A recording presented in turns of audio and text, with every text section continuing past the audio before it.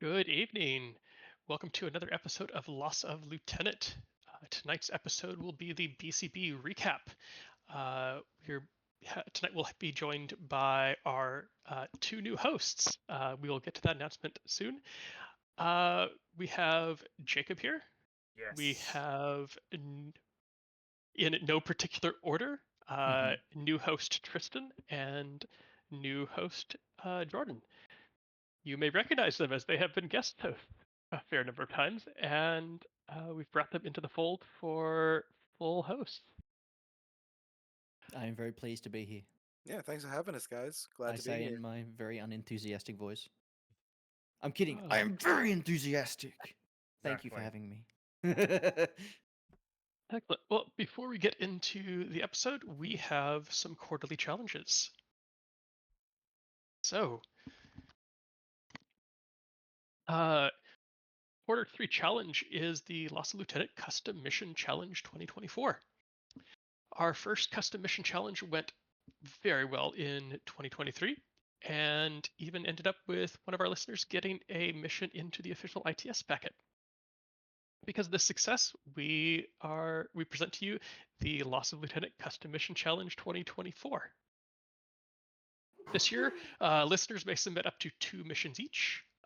Additionally, if you submitted a mission last year and have an update for that, please submit that, and I will then update that in the packet. New this year, please let us know if you intend your custom mission to be competitive or narrative, so I can start to separate those out.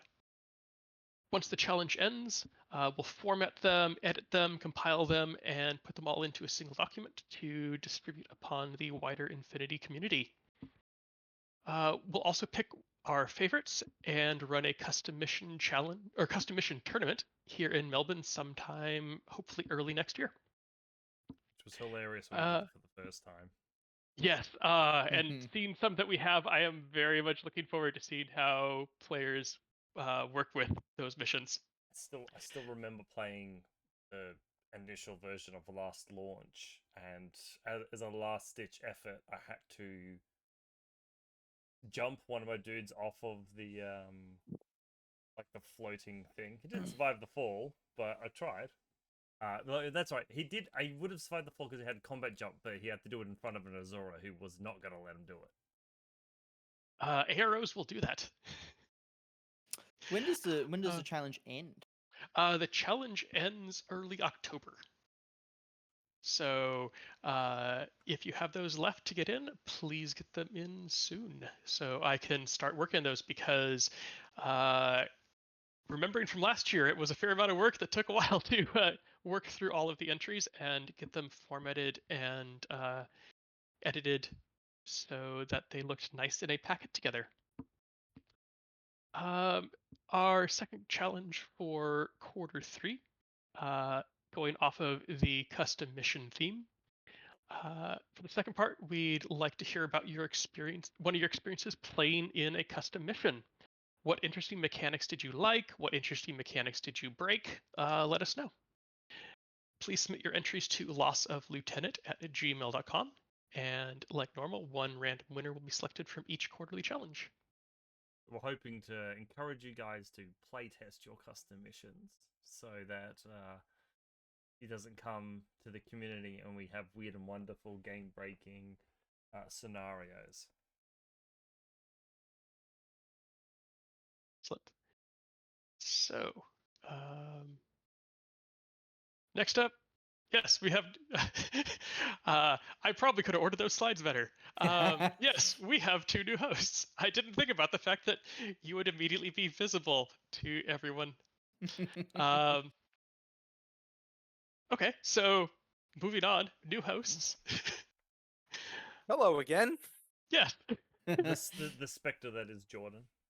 Yeah, they Yes. can't see me. Yeah. He's the Lost Lieutenant icon up the top. Absolutely. I We've- am Loss of Lieutenant. He has never been in Loss of Lieutenant ever. We've trapped him Yeah, in there like a Pneumonica will do Pokeball. that to you. That's right. He's become a post-human. He's actually just in my computer right now. I'm Get in out. the walls. Oh boy. So I heard there was this tournament called BCB that just happened. Yes, yeah. I think we mentioned it before.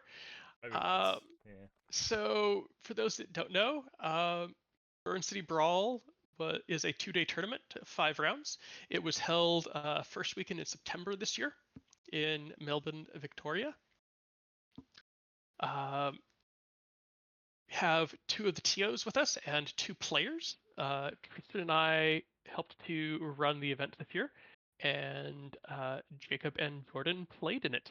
And I think So, it's worth mentioning that this was the 5th year that BCB was run consecutively. I think I don't even think it's necessarily. Did it stop for COVID? it Absolutely. was delayed for COVID. Right. Yes, that's right. So BCB 22. No, hang on. No, BCB 21 and 21. 22 were in. BCB 21 was held early 22. Yes. So it mostly has been consecutive. One was delayed by a few months.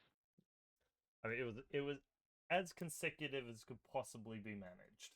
With a Yes. global pandemic Yeah, ongoing. during a global crisis. Yes.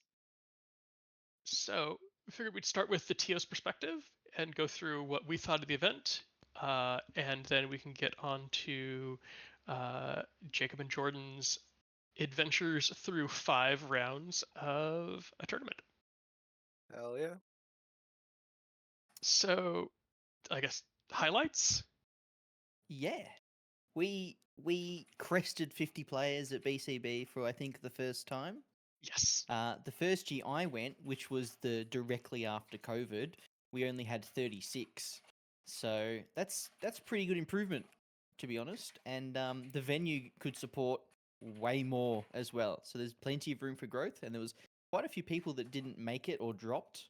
So next year, Yes. we're aiming for that 60. We've had to move venues, I think, every year because we found a great venue, but we were at capacity.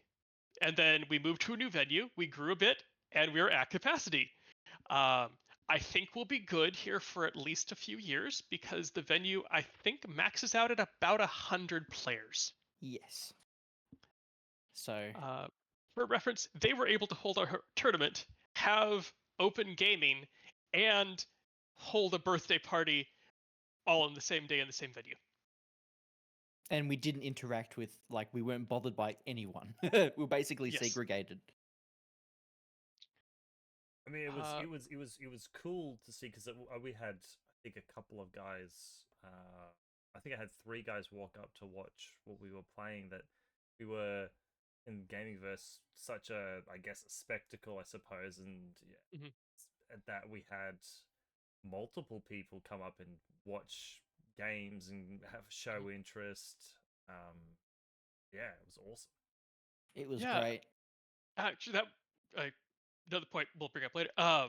We had a demo table going, and so both Kevin and Nick. No, it follows up. Both Kevin and Nick were running. The other Nick were running demos throughout the weekend, and so having it in a game shop where if a player walks by and goes, "Oh, that's a neat game," being able to immediately go, "Here's a demo." I think from what Nick and Kev said, we probably have about 6 or 7 new players looking to get in either soon or once N5 drops. Yeah, I think I pointed like 3 people over to the demo table when I was like playing in different rounds. Like it was a fantastic idea. It might have, yeah. It was a really good idea. Yeah, you were like over there, demo table. It was a great idea. I think the only thing, like the tiny thing we could improve on it, is maybe have like try and get some like discounted starter sets or something from like Buy Swap Sell, and like be like, hey, you get financially invested. It would almost be worth. Sorry, go ahead, Nick. Oh, sorry. One of our players who's more involved in the gaming industry as a whole mentioned next year we can look to talk with the shop beforehand and see if the shop can get some starters in on consignment just for that event, so that if players run the demo, they can immediately pick up a starter box without having to the shop having to invest in a large amount of stock. Yep. I That think would yeah. it'd be Go. like its starter sets, or those like the big collection boxes go on sale so frequently. You could like get one of those and like split it into like little baggies or something as well. Like, Oh yeah, there's a bunch of options. yeah. Yes, I love those boxes. You're sitting going for $250. You can have everything you're ever going to need for the next year. Yep, it's great. Oh yes. If only that were true. If you could stop at buying just the one box. My model gluttony knows no bounds. Yes. That's fine. If people are absorbing multiple factions at a time, you're well invested. We don't have to worry about you anymore. We just need to True. get you to the game store. Yes. So the other new things we had this year, catering. There were two great restaurants nearby. Did catering from bakery for the morning, and then I'm It's like a blanking on the name. cafe or something. Yeah, the generator. There we go. Cafe a few blocks away, who then catered lunch. It was, at least from a TO's perspective, amazing to go. I don't have to worry about lunch. I can be here. I can watch the players that are running late, and not have to be trying to spot the player who's leaving late that I know can go grab me lunch. Mm. Yeah. It also helped everyone actually get there and stay there on time. It really just Yes. reduces the demand on the surrounding area as well. Yeah. Oh yeah, and one drawback to Gaming Arena is it is in a light industrial area.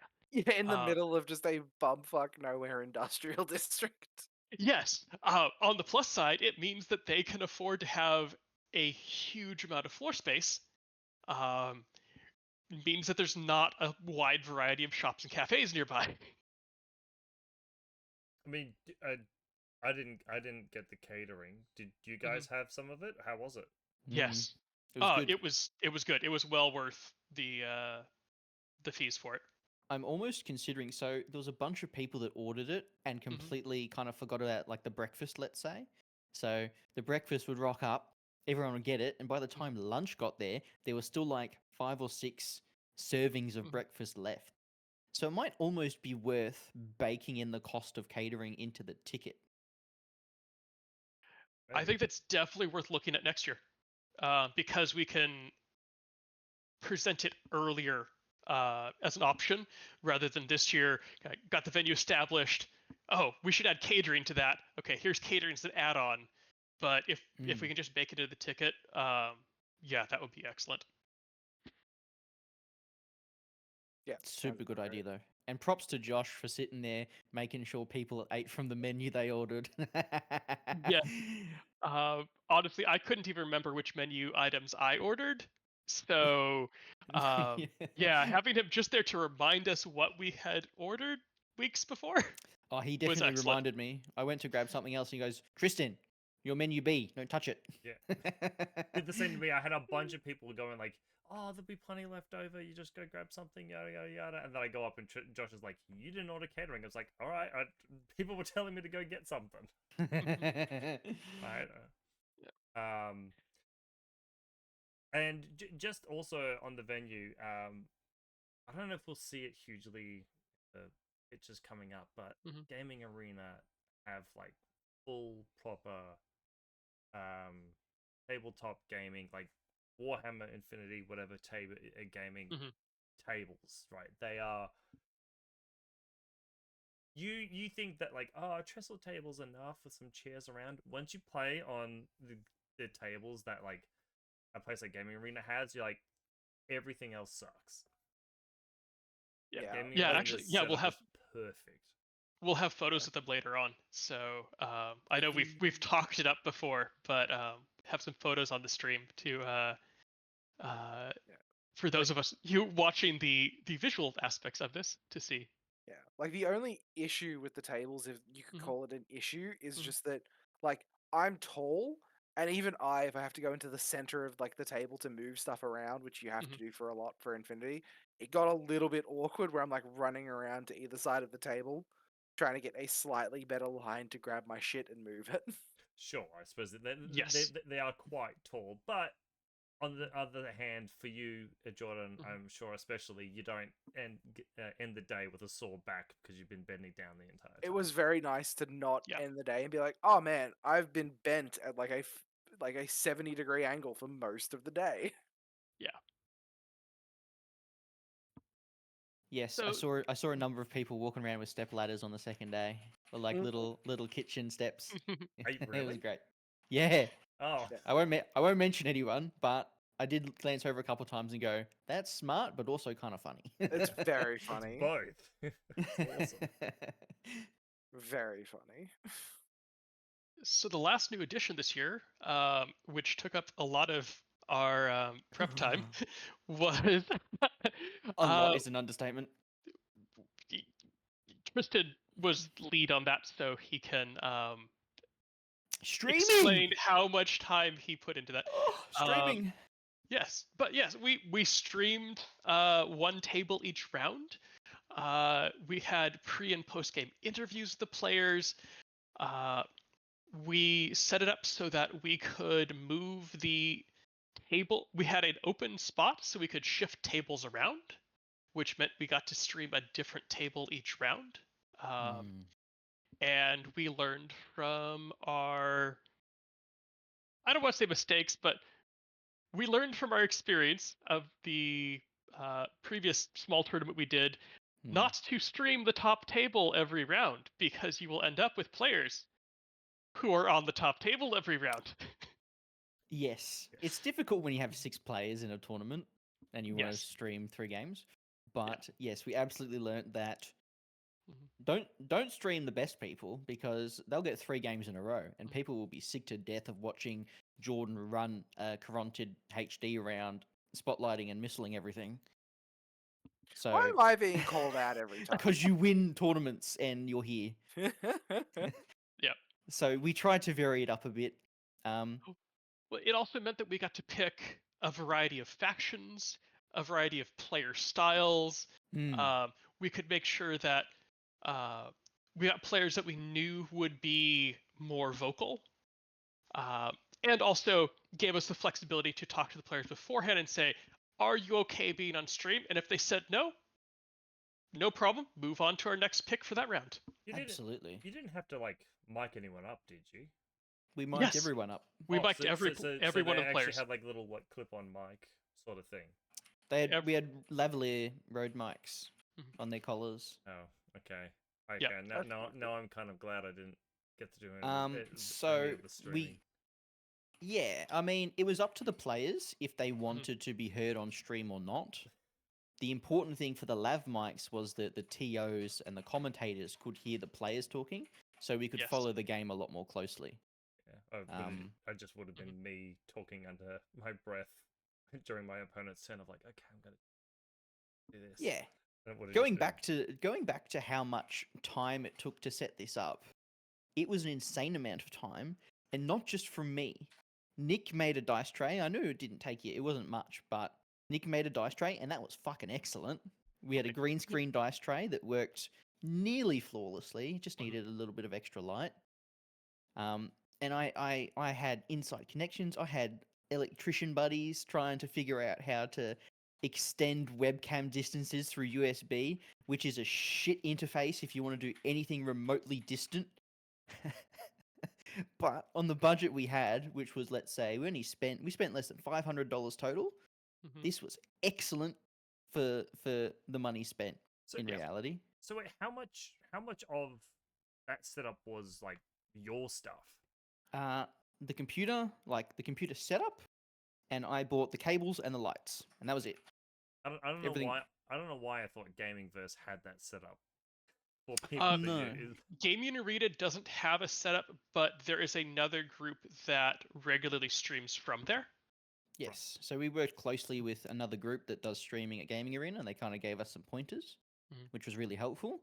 And one of their members actually came on Friday and helped set up, and I learned a bunch from that as well, just on general setup of streaming and that kind of thing, which was really good. That's Mhm. good. Yeah, it was great. We've learnt a lot. If we did it again, we could cut through all the bullshit, and we'd probably be 90% of where we want to be without spending any more money or anything like that. And if we want to go even better, it's fairly cheap to actually invest in at this point, unless we want to Well- drop stupid amounts of money on cameras and fancy stuff. We're also at the point where we've got a full setup, which means we can now selectively target parts to upgrade. Yes, absolutely.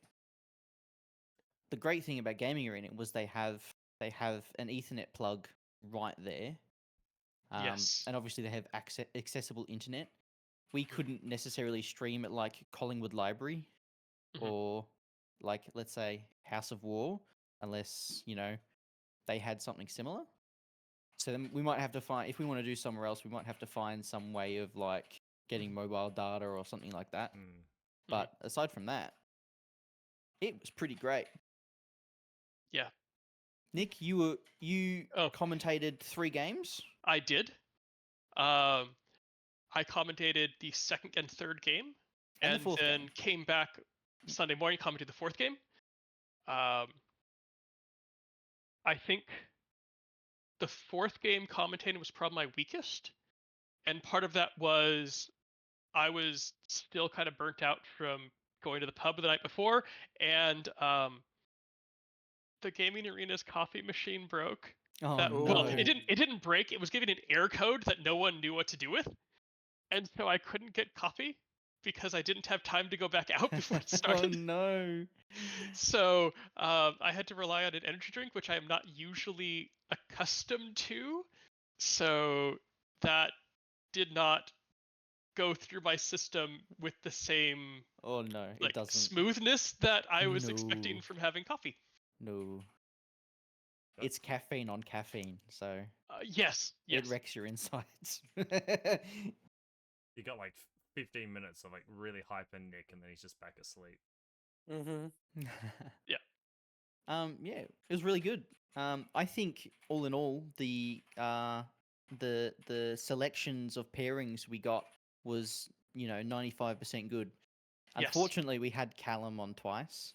Mhm. That's all right. That was Uh, fine. That comes down to I think we had him on first round. No, We second had round. second round and then top table. Yes. And at that point, it's hard for us to say in the second round who's going to end up on top table. And we just pick a pairing that we go, these guys look, or these these players will look like they'll have a great game, and toss them on the table. Yeah. Yeah, but overall, the pairings were Mhm. great. Round 1, epic storyline. Round 4, epic storyline, I want to say. Mhm. Oh, round 4 was, Not round 4. we saw it like it started off. We're like, I think it's really going this side, and then something would happen. Like, oh, it's really swung this way. Hmm. I think it's their game to lose, and then it swung back the other way again. Yeah, looting and sabotage, where Yes. the first 2 activations of the game were a Yuching Beast Hunter, who walked, and then walked, and smacked the AC2, and it disappeared. Yep. Because about burst right. to explosive CC is a thing. And that player read the mission on the way to the event that morning. So, can't really blame them, but it made for a very entertaining game. Yeah. Yeah. Oh, like what we think we got right this year. So many awards. All of them nicely custom printed. So I think we had 3 different painting awards. We did. One for Armies on Parade Player's Choice. Yep. The Who You Were Playing Player's Choice, or voting for your End of round end of round scoring. Yeah. And then one for Gaming Arena. Yes. So the Gaming Arena employees went around and decided on their best. Yeah, it was great. I love, especially coming from ARC, which we had in March or April. People really appreciate when you reward the hobby side of the hobby aspect of the tournament as well as the competitive aspect. The competitive aspect is always going to be there, but just bumping the hobby up to maybe be on par with competitive just really gives some players who don't get to practice as much like a really good feeling when they do really well. Yep. Let's see. We had 50 players. We set up 26 tables, all of them unique. One of them was even a custom printed table by Gaming Arena, who did up a set of Infinity inspired terrain, but all custom printed with BCB 2024 logos on it. If you watch the stream for the fifth round, that is the table that we used. Unfortunately, lost to time. So whoever Oh. watched it live, yeah, lost to time. If you're one of the 10 people that watched it live, congratulations. You are What of happened? a few dozen. The record button wasn't pressed. Hell yeah! And I'm not a Twitch affiliate, so they don't save my streams. Oh, It's now all they right, guys. don't It's even all do right. that. Used to. No. So we tossed in one custom mission this year, supply raid. I think that was an excellent idea, and in the future, I think that'll be a staple of Yeah, having.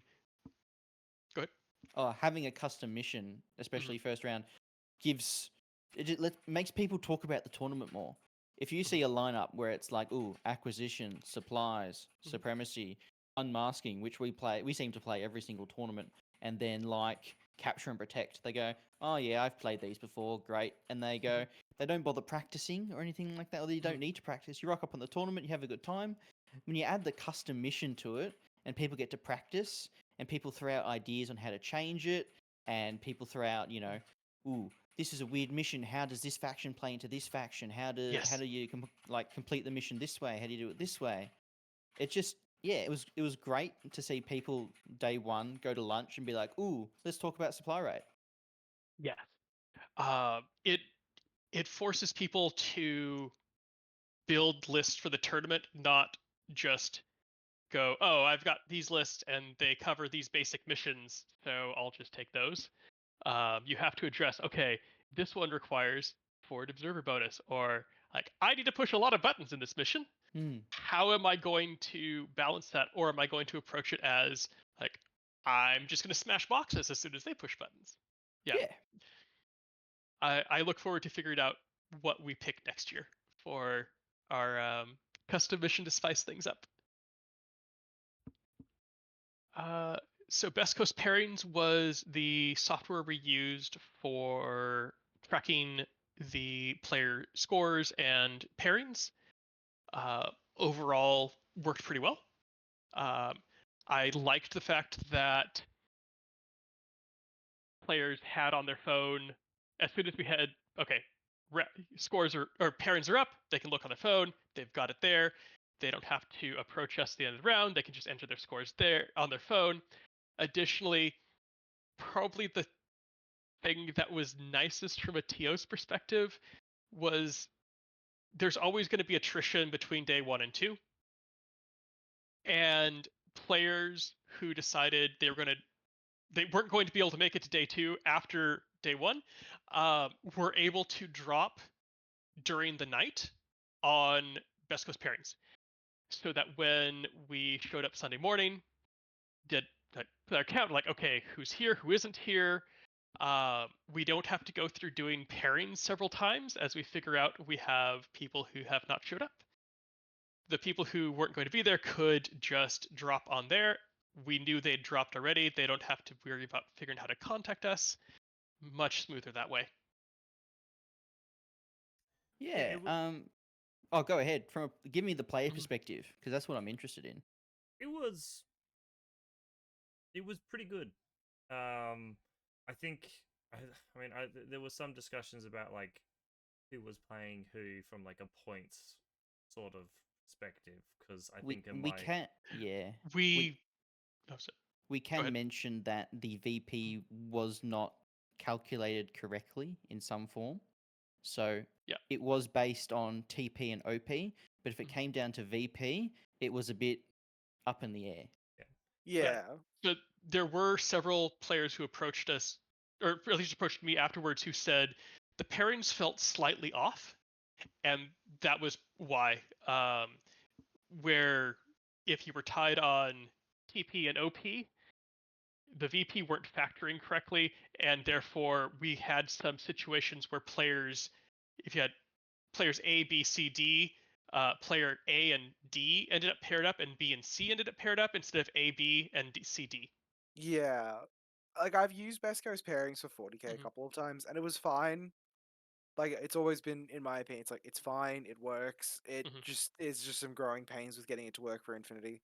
Plus, I Yes. think the gaming arena guys said they're like sort of working on it, right? Like it's a work in Mhm. progress. Oh wait, Yes. it's their app. The owner is a developer for the app. Ah, cute. Yeah. Yeah. So part of the feedback for them from this year was, here's how we need it better customized to fit Infinity. Yeah. Yeah. Yeah. So No, it's good. yeah. I guess we mentioned demo table. It was lovely having a demo table there. Players that were interested, people that are there playing another war game, see a tournament that's got 50 players in it that they don't know the game. We can talk to them and direct them over to the demo table where they can walk through a game and get a feel for what it is, rather than kind of having that hesitancy of, I don't want to like intrude upon players Mm. that are playing a tournament. Mm. And Nick was really, I think, very clever about it. Mhm. He made a 32 by 48 table, and he had two like 10-man armies essentially with a bunch of shit in it. And he went, "I'm not necessarily going to teach you how to play. I'm going to show you a game of Infinity." Yes. So we're not going line infantry versus line infantry, and you roll 3 dice, and you go, "Oh fuck, this is boring." You go, "No, here's camo, here's a HMG, fucking here's link teams, here's missiles, here's mines." Yeah. So you get Both an sides had a tag, experience. Yes, and like there not you just go. a tag. One was, I think, I'm trying to remember which Pano tag they had, but the other one was Maggie. Yes. No, it was a Guija and Maggie. Okay. Mm. Oh right, Guija and Maggie. Yes. Yeah. So two very iconic tags that will catch player eyes from across the table. Absolutely. It was very clever by Nick. Yeah. Just show off the Yes. cool shit. Good idea. Yes. Yes. Yeah. Yeah. Not just Yeah. like, here's the basic rules, but this is why this is a neat game. This is why we play. Yeah.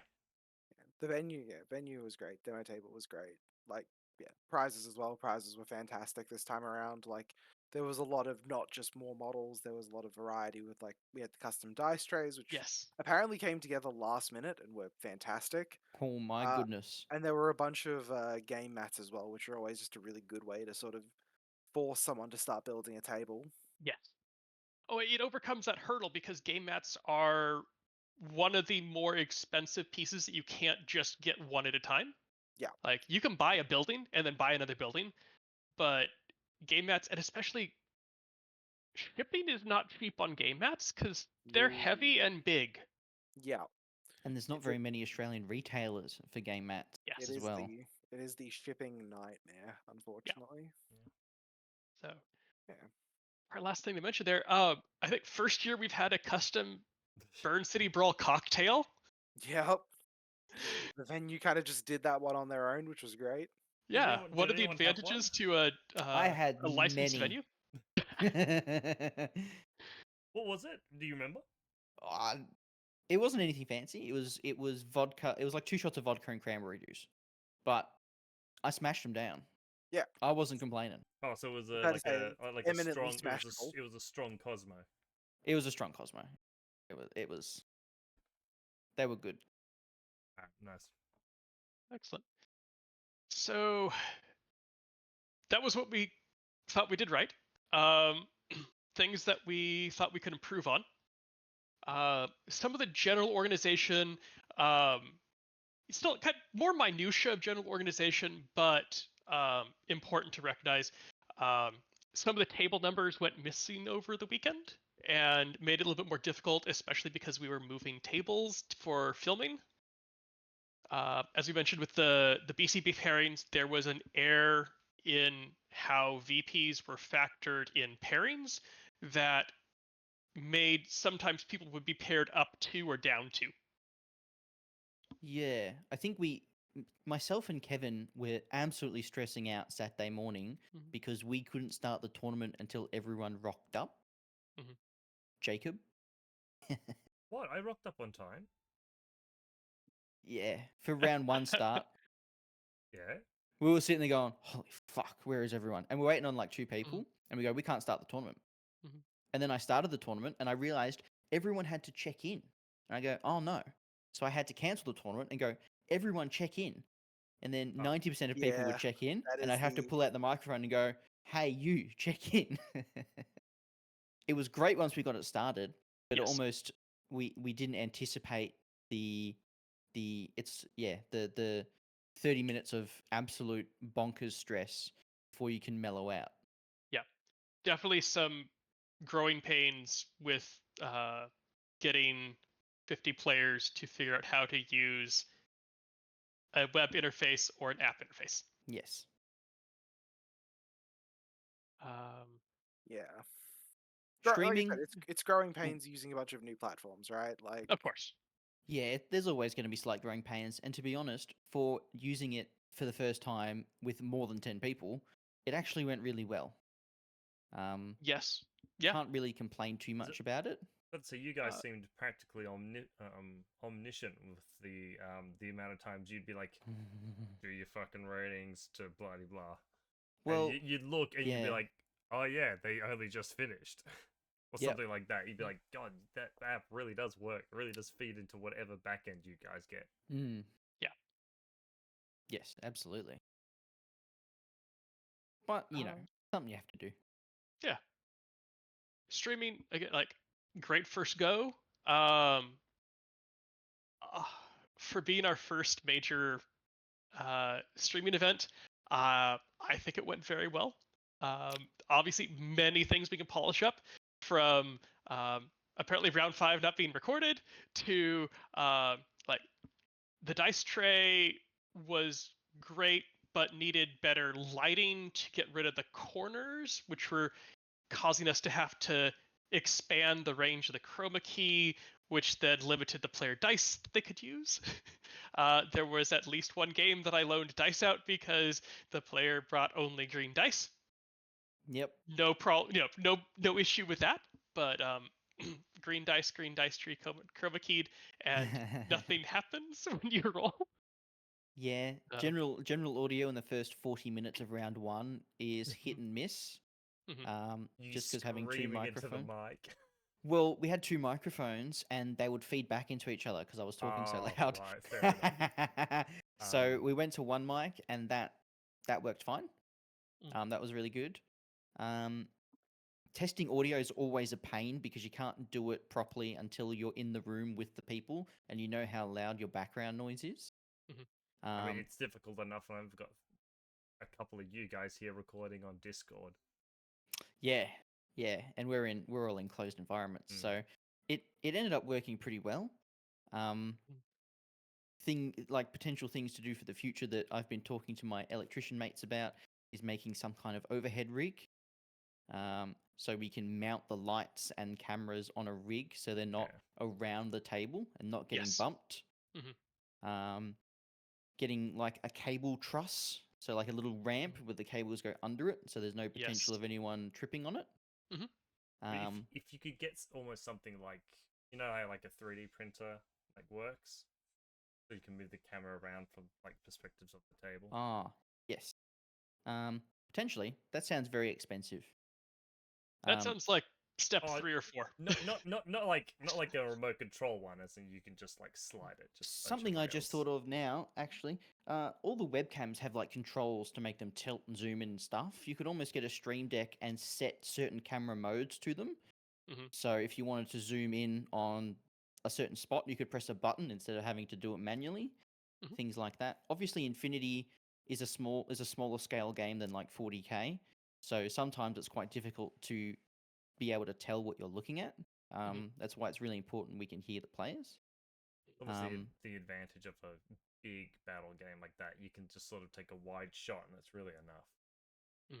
Yeah, games like 40k are great because you got 10 of the same guy in a big blob, and the big blob just looks like one thing. From a player's perspective, I don't know if how the guys actually playing in the stream, how that felt to their game, but I didn't feel any sort of disruption at all, other than the one time where you almost took one of your lights down. Catch it. I don't know if you agree, Nick, but I feel like most of the players just played a normal game. Yes. They didn't seem very affected by the stuff around them. I feel like Infinity is a game that you focus in, you kind of drown everything out. During round, I believe it was 3, the players made a decision to do it a little differently that I thought was excellently done, and I would have I didn't ask them to do it, but like one player would finish their turn and go, okay, I'm gonna go grab a drink. Do you want one? They'd step away, and the player that was still at the table would think out loud about what they were going to do on their next turn because their opponent had left. That's great. That's cool. That's very So cool. instead of just sitting there and going in silence, they walked through what their plans were for the turn. And then when this turn switched the other one walked away to grab a drink, and the other player then talked through what they were thinking and what they're planning for their turn. And that was really useful. I don't think it's something I would request of players to do, but if they're willing to do it, that worked brilliantly because it allowed both us to, as commentators, to prepare for the turn, but allowed people that are watching that are looking at the same situation, trying to figure out what they would do given that table setup, why that player did what they chose. No, that's a great point. It's almost like the pre-game interviews we do as well. Yes. I like asking the question, what's your game plan for this? What's your game plan for that? If it's looting, how are you going to destroy the box? If it's supply raid, what's your turn 1 plan? Are you pressing boxes? Are you alpha striking? Blah, blah, blah, blah. Because then you have a talking point for your first turn. And that's great because it also gives the audience something to think about on the opponent's perspective as well, going, how is the opponent going to deal with what this guy's planned? So, yeah, as commentators, everyone could use practice. I feel like we did pretty well for our first time. Yes. I think the only general complaint we got was maybe more beginner-friendly talk. Not everyone is as well-versed and experienced at Infinity as we are. So sometimes it sounds a little bit like Infinity jargon, and they don't really understand what's happening. But I think that's valid feedback. Yes. Yeah. Admittedly, you are there watching a tournament, so you're not expecting necessarily beginner level. No, but you sit there and go, ooh, why is this happening? And you say, let's say you say 6 cents. 6 cents has 8 dot points, and each one of them does something different. So sometimes it's nice to explain, he has this rule because he's in a 4-man core, and it lets him ignore this kind of thing. Oh yeah, fair enough. Yeah. And just on the guys walking away thing, the good thing about it is for some of the other games where there's less interaction in your opponent's turn, people often go, oh, what's your plan for this turn? And they can say it out loud because their opponent can't do anything. So it's good to sort of find an infinity way of doing it. That's cool. Actually, that brings me to the point. With Infinity, because it requires a very high amount of communication between you and your opponent, as far as talking about intentions of your models, where you're trying to place them, and what you're doing, then getting your opponent's reaction and then responding to that. That meant that they narrated the game just by playing it. Yeah, Infinity, if there was a way to get tableside better, would be the perfect streaming game because of how much communication there is between players. Yes. Yeah. Would it almost be interesting is to make I don't know, something like a stream deck or something, like when you get really into it, of for each player, so that if they flip an order, they can press a button and it flips an order on like the overlay when you're Oh, streaming. It's a I lot. It sounds like I in, know a it's a in a lot. I know it's a lot. in a But dream setup, maybe. I'd rather try to have it as minimally impactful on the players Yeah. to get them to just be able to play naturally and not worry about the fact that they're on stream. true. Yeah. No, you're right. I think if we could dedicate more people to it, we might get someone with a camera and like get action shots of the table potentially, Mm, depending on what table it is. Even that's a bit like you really don't want to get in the way of the players. no, Um, yeah, you don't want to interrupt the flow of the game. Yeah. So what we Um, had was good for what it was. Time to hit up some factional breakdowns. Go Yes. for it. So, um, I was really impressed by the distribution of factions this year. So, other than we had no Toha and no Spiral Core, Thank Christ. that aside, every faction had at least 3 players. The faction with the most was combined at Yeah, that didn't 23%, surprise me. but followed by Nomads with 21%. So There were There was so many Bakunin players. Oh my god. Like, At least this is proving that BCB is the competitive tournament because Yeah. everyone's taking the competitive factions. yes. uh, Following that, Ariadne and Yu Qing were tied at 10%. Hawk and O12 tied at 8%. And then at the bottom, LF, NA2, and Pano had 6% of players.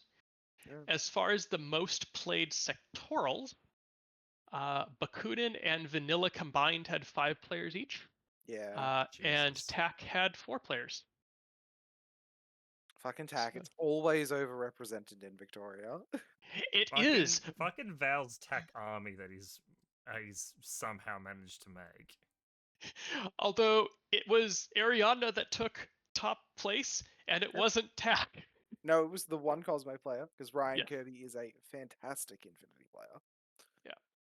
Yeah, no, it's a good faction breakdown. Like, I'm very very glad to see that there was the amount of Tunguska that there was because Tunguska is really good right now, and I think people are really starting to kind of lock onto that. Yeah, I was really happy to see that there wasn't any faction that really wasn't represented. Yeah, that's what you want. Yeah, to be able to say every faction had, it's not just like 1 or 2, like every faction had 3 players or more. So there's, it's not an issue of seeing that one faction just is low powered, or one is high powered. Everyone, all the factions were represented well. Which is, yeah, it's what you want. Yeah. I mean, the mission lineup was good for it as well. Speaking of, like, Mhm. we had, we were playing Supply Raid as the custom mission, which you can find in the LOL mission pack. Fucking shout out, plug that shit. Woo. Highly classified, which is always sort of a tournament staple, which Mhm. does tend to warp list building a little bit, but it's the kind of warping list building that people tend to like. It's like it and countermeasures are pretty interchangeable between events. Mhm. Then decap and looting and sabotaging, your 2 missions where specialists need not apply, basically. Mhm. And then closing out with supremacy, which is another classic, which is a pretty low brain power mission to end a tournament with, which I thought was a great thing.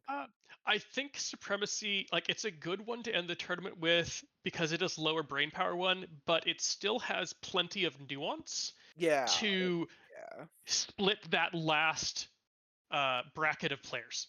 Yep. Nice nice delta of like classifieds requirements as well. So there was one hacker bonus, you had the one FO bonus in supply raid. Mhm. Highly classified is pretty much bring everything that can do the fucking classified Yes. deck. And then decap and looting and sabotaging, while LNS does have a classified, it is a bit more specialist need not apply, basically. Yeah, it's more tiebreak almost for looting sabotage. And Yeah. I think avoiding things like unmasking or one of the ones that has the hacking, like the hacking bonuses, meant that Acquisition. You Yeah. don't Yeah. want two missions with hacking bonuses because hackers are Mhm. already so good. Yeah, so like I mean Yes. I've played tournaments that are like we're doing unmasking and mind wipe, and I'm like, okay, well, like, I don't know what the hell Bring in I'm gonna. hackers. I'm like, I don't know. That's like Ariadna, see you later. You know, Yeah. Toha. I mean, they didn't come to this tournament, but also see you Yeah, later. exactly. This Mhm. one was forward observer bonus for supply raid, which Mhm. everybody can use, Mhm. and then what, a tiny hacker bonus in supremacy. Yeah, hacker bonus for Mhm. the like flipping the buttons, and that's Yeah. essentially it. And then you've just Yep. got like a punch up, which like for most of them, and Mhm. Yep. and decap. Yeah. It's almost flips a lot of the factions that are generally strong in those sort of missions on their Mhm. heads, because generally they have good everything else, and then suddenly very poor lieutenants. Yep. Well, speaking Yeah. of how you wrote lists for the mission lineup, Let's say, I'm speaking gonna of start poor with lieutenants, Jacob. What he's list did you bring? Okay, so I'm gonna say that the first thing is finally I've been so bored of going to tournaments. Everyone has fucking fantastic names for their lists, and I just have like BCB version 1. So yeah. bother to actually name this one. So this is the ignore the stigma. It's a generic Riot Girl missile launcher with moderator Link, just to sort of uh, just to provide any sort of covering fire. Paramedic Mhm. there to keep the Riot Girl alive. Then we got the Stigmaton and the Orphan Engineer. Nice Uh, little duo. sorry. Nice little duo. It Mhm. is a really good duo. Unfortunately, as we go through this list, the opponents I ended up playing were either too strong in the hacking game, Mhm. or too strong in the shooting game, that I couldn't make use of this list as much as I would have liked. But I painted up my Stig, and I wanted to put him, her, it on the table. Yeah, for sure. Yeah, rounding Oh, up that. Go on. no, like you got it painted, and put them on the table, of course. Yeah. Yeah. I had to play plenty of games because I didn't want to like get it painted, not play it, and have that Mm. new model syndrome. Yeah. Orphan Engineer with the repeater. Yep. Then Chimera with 3 Pupniks. Then the second group, which has 6 orders in it, is a Penitent Observant, the Cenobite, another Orphan Engineer, Denver Connolly, a 0 Forward Observer, and a Zellenkrieger. Yep. So just like a free running Cenobite, and the Penitent is sort of a gun in group 2. No, they can harass. Oh, they can harass. Cool. Yeah, the Penitent Cenobite and Orphan are harass that. Mhm. Oh, okay. Yeah, it's a nice little Harris. Yeah, Orphan can clear states on them as well. That's Mhm. really good. Yeah. yeah, that was the main thing. Is we got 2 heavy infantry. The main thing it was there for is it has 2 heavy infantry, 2 elites. I think the Penitent and the Cenobite are elites. The Yeah. Orphans are medium infantry, as well as an engineer and obviously a Mhm. specialist. Then you've got the 0 Forward Observer, which is there for pretty much supply raid, just to be there Mhm. and press buttons instantly. Then McConnelly and Zellenkrieger are kind of self-explanatory. Mhm. They're there to punch things and throw smoke. Yeah. I was pretty happy with this list during like playtesting and that sort of thing. It is like sort of a 9-6 split, but Mhm. just I don't know, it just sort of worked out. 9-6 feels like 9-6 has very quickly become my favorite sort of order Yep. split personally. Yeah. Yep. I was struggling when I was like putting this together on like what that Harris in the second group would look like. I had a whole bunch of options. I wanted to try and lean and get a little bit more mimetism back into the list, hence the Cenobite Penitent Mm, Orphan list. I mean, it didn't really work out, yeah. but that was more of the situation, not necessarily the Harris itself. Yeah. What was your What second about? list? Oh, sorry. Go ahead, Jordan. I was about to say the exact same thing that you were about to say, Nick. So, second list was none of that, which was sort of my typical go-to nun Cenobite list. So it's Mother Agatha, 2 Cenobites, one with the heavy rocket launcher, one with the extra burst chain rifle, an extra burst heavy pistol, a Reverend Moira Lieutenant, which was pretty much a decision for decap. Yeah. A Reverend Moira Sniper, as well as a Taskmaster in a Harris with a Zellenkrieger FTO and a Morlock. Mm-hmm. One moderator. I got a bunch of moderators in this list. Mainly it was for if I use this list not in decap to try and use the moderators as decoys. Yeah, sure. Yep. Mhm. Chimera with 2 Pupniks, just purely for points. Brando Castro, again, it's for decap, just to try and do assassinations, depending on if I can. 2 moderators, Uhahu and the Salute. Hell yeah. Not nothing really complicated or anything like that. The main thing is that I found having Brando and Uhahu in that second group as like this utility group. So 5 orders is generally enough. 5 Brand being in that group does one of 2 things. A, 5 orders is generally enough for him to get into a really annoying position / kill something. If my opponent knows that Brand exists, it means that they potentially take 2 orders off that group, and then I've got 10 orders in my main group. Mhm.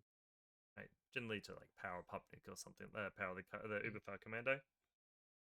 But one of the biggest advantages I found with this is that it allows Uhahu, if she needs to put down white noise, to fuck it up constantly and eventually get it right. Yeah, 5 orders means she's probably going to get it down eventually. Yeah. Safely. And if I've got a spare order, Bran, if he has to re-camos, or she goes into Cyber Mask. Yep. Oh, So and I've got sorry, I was going to say the Salut's there just for baggage to resupply pitches. Okay, that was going to be my question. Was why you went with why did you go with a Salute over a Flashbot and an extra Pupnik? But yeah, if you feel like you need those reloads on the pitchers, that's going to be a better way to go. Yep. I mean, I had done it in previous matches. Didn't come again. It didn't. Unfortunately, a lot of the plans I had with the opponents I had meant that trying to hack them was not a good idea.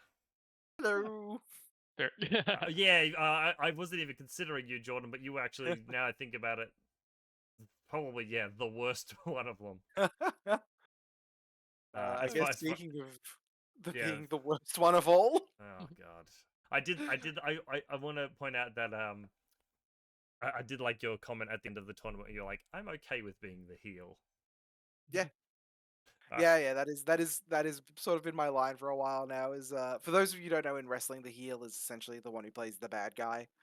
So I've been calling myself sort of the heel for a bit now, just as a bit of a fun, because people like rooting against the bad guy.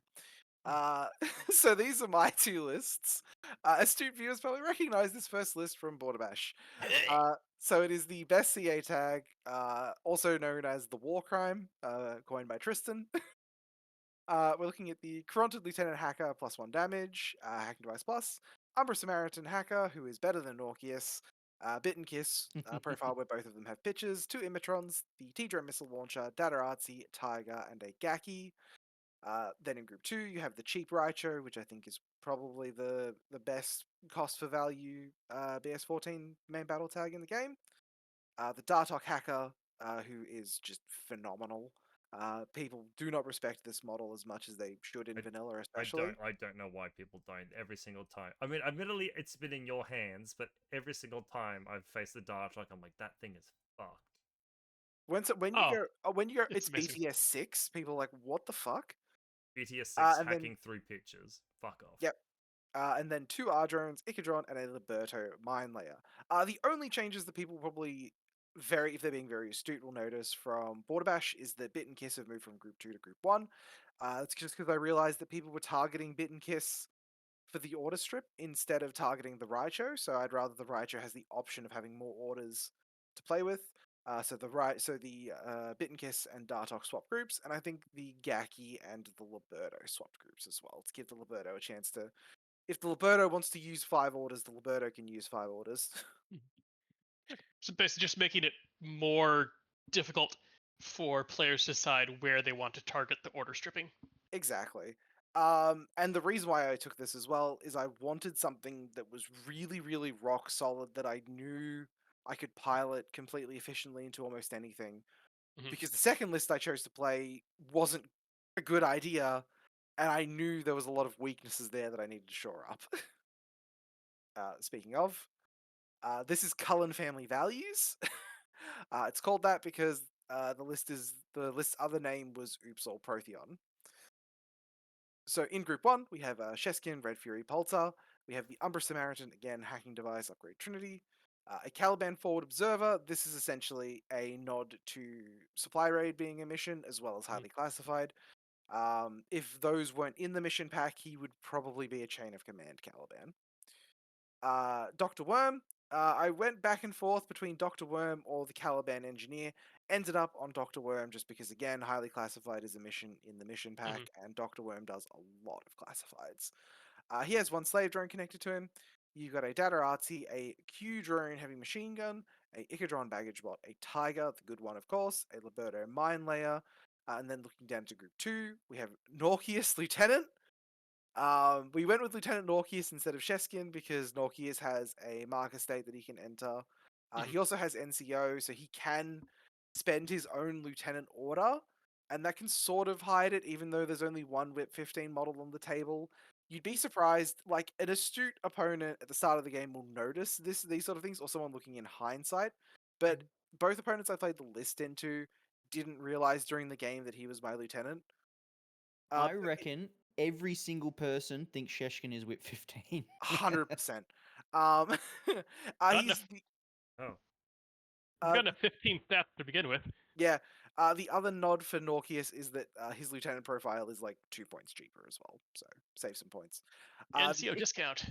Exactly. You got the Icadron baggage bot, E-drone, because the list really lacks a good gun out to 32 inches. So making the Q-drone a BS11 marksmanship is a way to sort of give the list more reach, which it would otherwise sort of lack.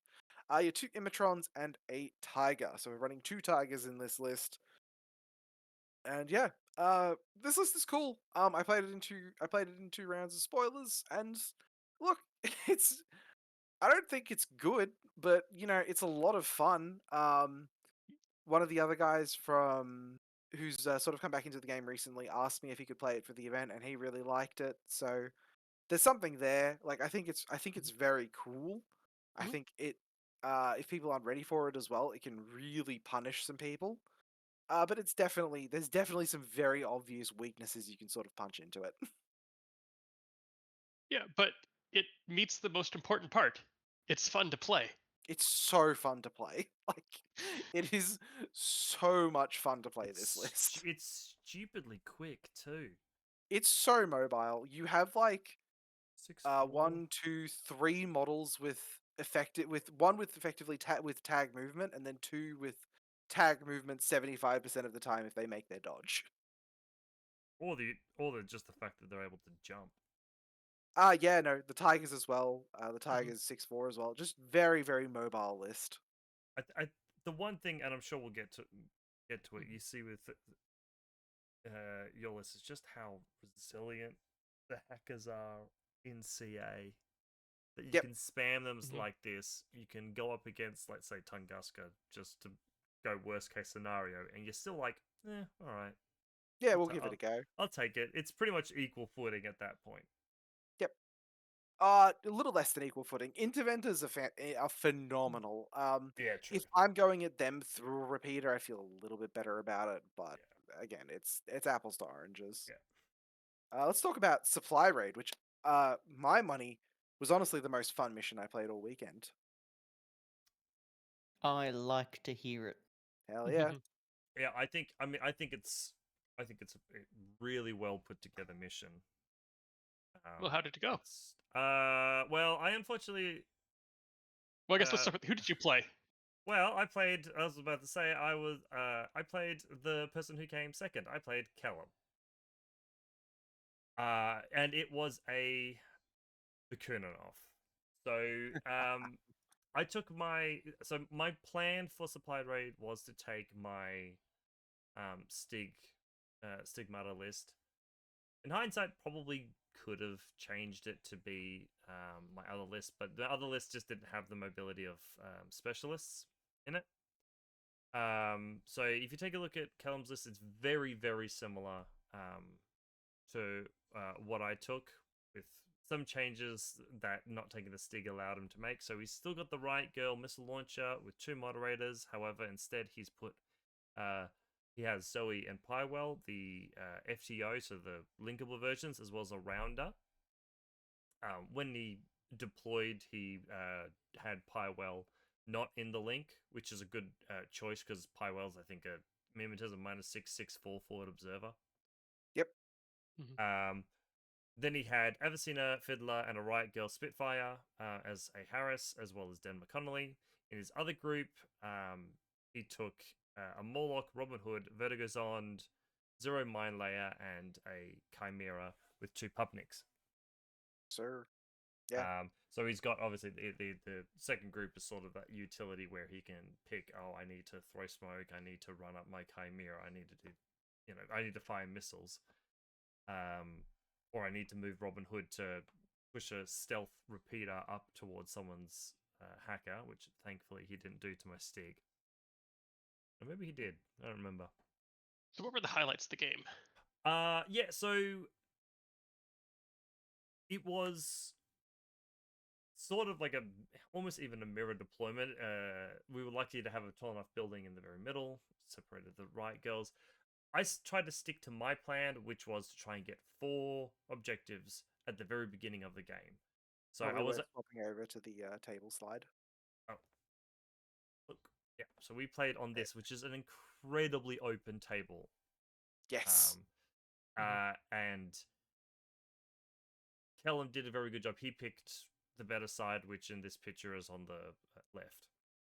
Right, his Riot Girl was able to be much more oppressive than mine. So I managed to stick to my plan for the most part. I hit all 3 of my the buttons or the supply crates on my side, as well as the one near on my left hand side. So anyone looking at the picture, it's near that building with an air vent on top. Yep. But as I mentioned after the game, I think Callum had a slightly different list with a slightly better plan and played more than slightly better. Yep. So he spent he pretty much spent the entire first turn grabbing that one near the air vent, managed to pull it with his Pupniks, managed to pull it off, not get into a great position. The second turn, I suppose less of a highlight, more of a low light, was where I really flopped my game. Both in terms of maybe misplaying it a little bit, and my dice just were not having it. So my Stig pushed forward, struggled to get rid of the fucking Uberfowl Commando. Alright, he had a Pupnik up front that just kept dodging towards me dangerously. Then went to take on the Riot Girl within her bad range, so within 11s for her, right, 13s for me. I have 1 extra dice. Could not hit her for shit. Yeah. Right, just couldn't hit her at all. Now, admittedly, my secondary, my classified, was combat support, so I was trying to get my Stig hurt. But I was hoping to take out that Riot Girl link, because that Riot Girl just sort of ruined any sort of plan I tried to put on from then on. Then Callum's plan came to fruition. Right, he started to really push out, with his Riot Girl, started to push out even with his rounder, put hacking and 5 dice Spitfires onto my Stig. Stig goes down, it's completely gone. And he manages to start grabbing some of his things on his side. At the very end, both of us knew that if we were touching a person with a beacon, that you couldn't capture it. So both of us sort of ended up doing something very similar. I threw my Chimera at Den McConnelly to try and hold on to him. Sort of hoping that I just no wound in cap through a berserk. I did it. So not no wound in cap, total immune through his berserk. I didn't. He just berserked. We both died, but that meant he had this box right next to his units. But I did manage to get a box off Fiddler with my Cenobite. So I was like, the Cenobite's heavy infantry. He doesn't really have a hacker near me. She's got mimetism, 2 wounds. Maybe she'll survive the turn. Manages to kill a Morlock. I was like, okay, cool. Right, killed the Morlock. Avicina runs around the corner, flash pulses with a crit. I hit her back also with a crit, so nothing happens. He then walks into base to base. No, sorry, I take it back. But in doing that, he's in base to base with my Cenobite. So he had, I think he took from what was going to be a draw as far as like amount of boxes we captured to his win. So he had like 1 extra box, which meant that he got the extra points for extra boxes. Which and I was lucky enough that he put his HVT in the middle of the board, and my orphan was there to get secure HVT. So it ended up being 5-8 to him. Nice. But it was a really good, really close match. And like I said, I think it was just Kellen being just slightly better, like just better in every little bit that just sort of snowballed into victory. Yeah. All right. Nice. How was yours, Jordan? Yeah, all right. So I played well-known member of the community, Trent, who came down from Darwin. First time that we've actually gotten to play, so this was super cool. Going into the game, I knew that first turn would be very, very important because I was expecting there to be tags. My goal for the weekend was to play the Cullen list as much as possible. I'm not going to play that list into at minimum one, if not 2 tags. So as we rolled up to the table, I was pretty much locked in on taking the Raicho and the Garroted list, and that decision paid dividends. So as you can see, I locked in the best CA tag, and I was playing against the Neoterra Capitolan army in the last big event before it and Shock Army of Acontecimento are axed forever. Definitely true. So we're looking at Maximus, Fusilier Core with the Hacker, Paramedic, and the 2 Lieutenant and Decoy, and a Missile Launcher. Auxiliary Forward Observer, a Blade FTO with a Powerbot, so on his own. Tech B, the Squallow Blade Duo in Group 2, 2 Fugazi Drone Bots, and the second Auxiliary Forward Observer. Auxiliary Forward Observers seem fantastic for supply raid. Yes. Is that Squallow Link the duo that has like 5 orders on its own? 4 orders. 4 orders. Yes. Oh yeah. Yep. 4 Both models have tack aware. Yep. So this is the table that we played on. I deployed. So I won the die roll. Snap elected to go first, and Trent elected to give me the side of the table which was closer to the person taking the photo. This table was very interesting. A lot similar to the one that Jacob played on. It was quite open, but the terrain in the center sort of cut the table in half very effectively. The rooftops on the table were also pretty bare as well, so anything sort of walking along there was going to be seen by pretty much everything. Game pivoted on a couple of points.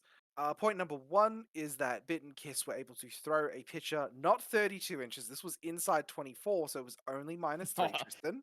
It was fair. Only -3. That landed on top of his Blade and Squallows duo. Activating from there, Trent was like, "Oh, it's okay. So you're gonna hack the Squallow?" I'm like, "No, no, no. I'm gonna target the Blade." And he's like, "Oh no, no one's ever done that before. That's a really good idea." So we targeted the Blade and then landed some warheads on foreheads, taking the Blade to unconscious. Then we tried to isolate the Squallow. Ineffectively, however, the Squallow made both saves and managed to guts out of the hacking area of the repeater. No shame in that. So instead, we used the Group 1 orders to push 1, 2, and 3 buttons in the front of in my deployment zone, or the ones closest to my deployment. And I also realized, so his Fusilier missile launcher at the back of the table was deployed in that sort of little hexagonal area, and it didn't have a great line of fire, but it was essentially protecting the front of Trent's deployment zone and a little bit further out. What I realized is that little hexagonal area where it's deployed was eyeball within 8 inches of the hexagonal the hexagonal little thing in the closer to the center of the table, if you can see that. Yeah. Okay. So Oh, okay, yeah, right, yep. Yep. So what I ended up doing was I deployed my Libertos on a rooftop because I thought that might be the most effective place for it because the table on its own was very tall. So we looked at it. I looked at it. I'm like, all right, cool. This is my plan. So the Liberto spends 1, 2, 3, 4 orders getting to that little hexagonal point. Stands up, looks at the Fusilier missile launcher. Trent shoots a pistol at the Libertos, crits once and hits. I lay the 2 templates on top of the on top of the Fusilier. The Fusilier dies, and he's like, well. I mean, that really sucks for Trent, but whatever. The Libertos is dead. Oh, the Libertos has rolled a 18, 17, and a 19 on its saves. Oh, nice, lovely. Oh no. Realistically, that doesn't really do anything for the remainder of the game. Like, it's just very funny that that's what happened. But at this point, Trent is sort of in a bit of a hole because his group 2 is very bare on orders without the blade there as well. The Squallows is a lot more restricted in what it's got access to. I also, because within that hacking area as well was one of his Fugazi drone bots and the Auxilla Forward Observer. So I believe I isolate the Fugazi and potentially kill one of the Auxilla. Mhm. So the Squallows, I think, has 3 orders to use in that group, essentially. And then his group 1, his Maximus doesn't really have a nice way to get out of the back left-hand corner of the table where he's deployed it. So Trent kind of struggles to get anything going after that point. Doesn't really manage to push any boxes. Bit of insult to injury. My Tiger berserks his Squallows, just as a sort of like, see if I can deal a wound to it. If I can, makes it easy for the Raicho. Punches the Squallows, deals a wound to it. Squallows shoots with its multi-pistol and rolls a 19. Nice. The Squallows is now locked in CC with a Tiger creature. The Umbra Samaritan moonwalks over to the Squallows and stabs it in the head a couple of times, killing it. Was always And that's good to pretty... see, like, what, 80-point model Yep. practically So bricked by a 6-point model?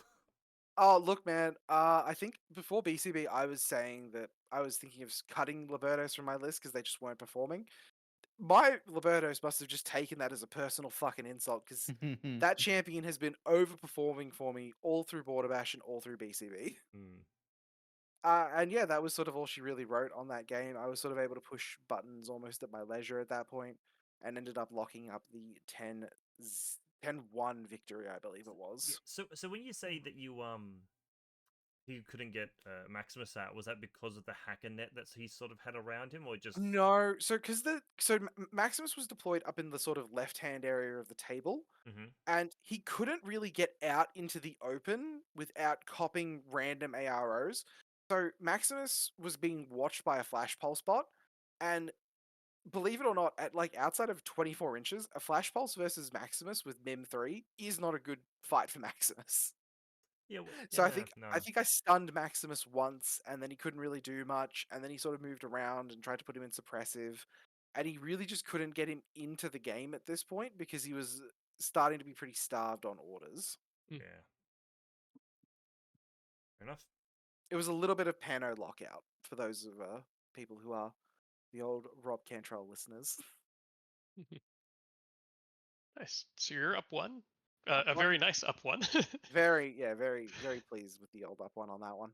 I was disappointed. I was talking to Trent. I was giving him all the love I was giving you a Border Bash, and he failed me. Never Mhm. again. Pano can die in a hole. Yep. All right, highly classified, one of the more contentious missions. Hmm.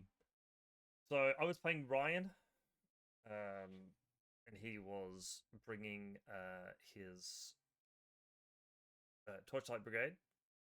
Had a Prime Lieutenant, Stormbot FTO. Yeah, that's right. Yeah, Kappa. Why I'm reading this? This is the right one. Yeah, the Kappa Hacker, a Vidok FTO Doctor, Hellblazer in Group 1, which obviously still has like 7 orders to it. Plus it all links. Yeah. Yeah. Then you've got a Ment with Heavy Right Stopper with and Lambda Engineer with a Yardbot attached, the Fuzzbot, Psycop with Multi Supervisor 1, Wave Rider, Hacker, and a Hellblazer. The Cyclops also got the multi-marksman rifle. Got a war core through 360 visor, moon raker, mine layer, and a yellow jacket hacker. Oh yeah. Which for anyone who hasn't necessarily seen the yellow jacket hacker, it's a profile that can do like 75% of the objective deck. Mhm. It's like missing doctor engineer things. An MSV. Yeah, an MSV. That's it.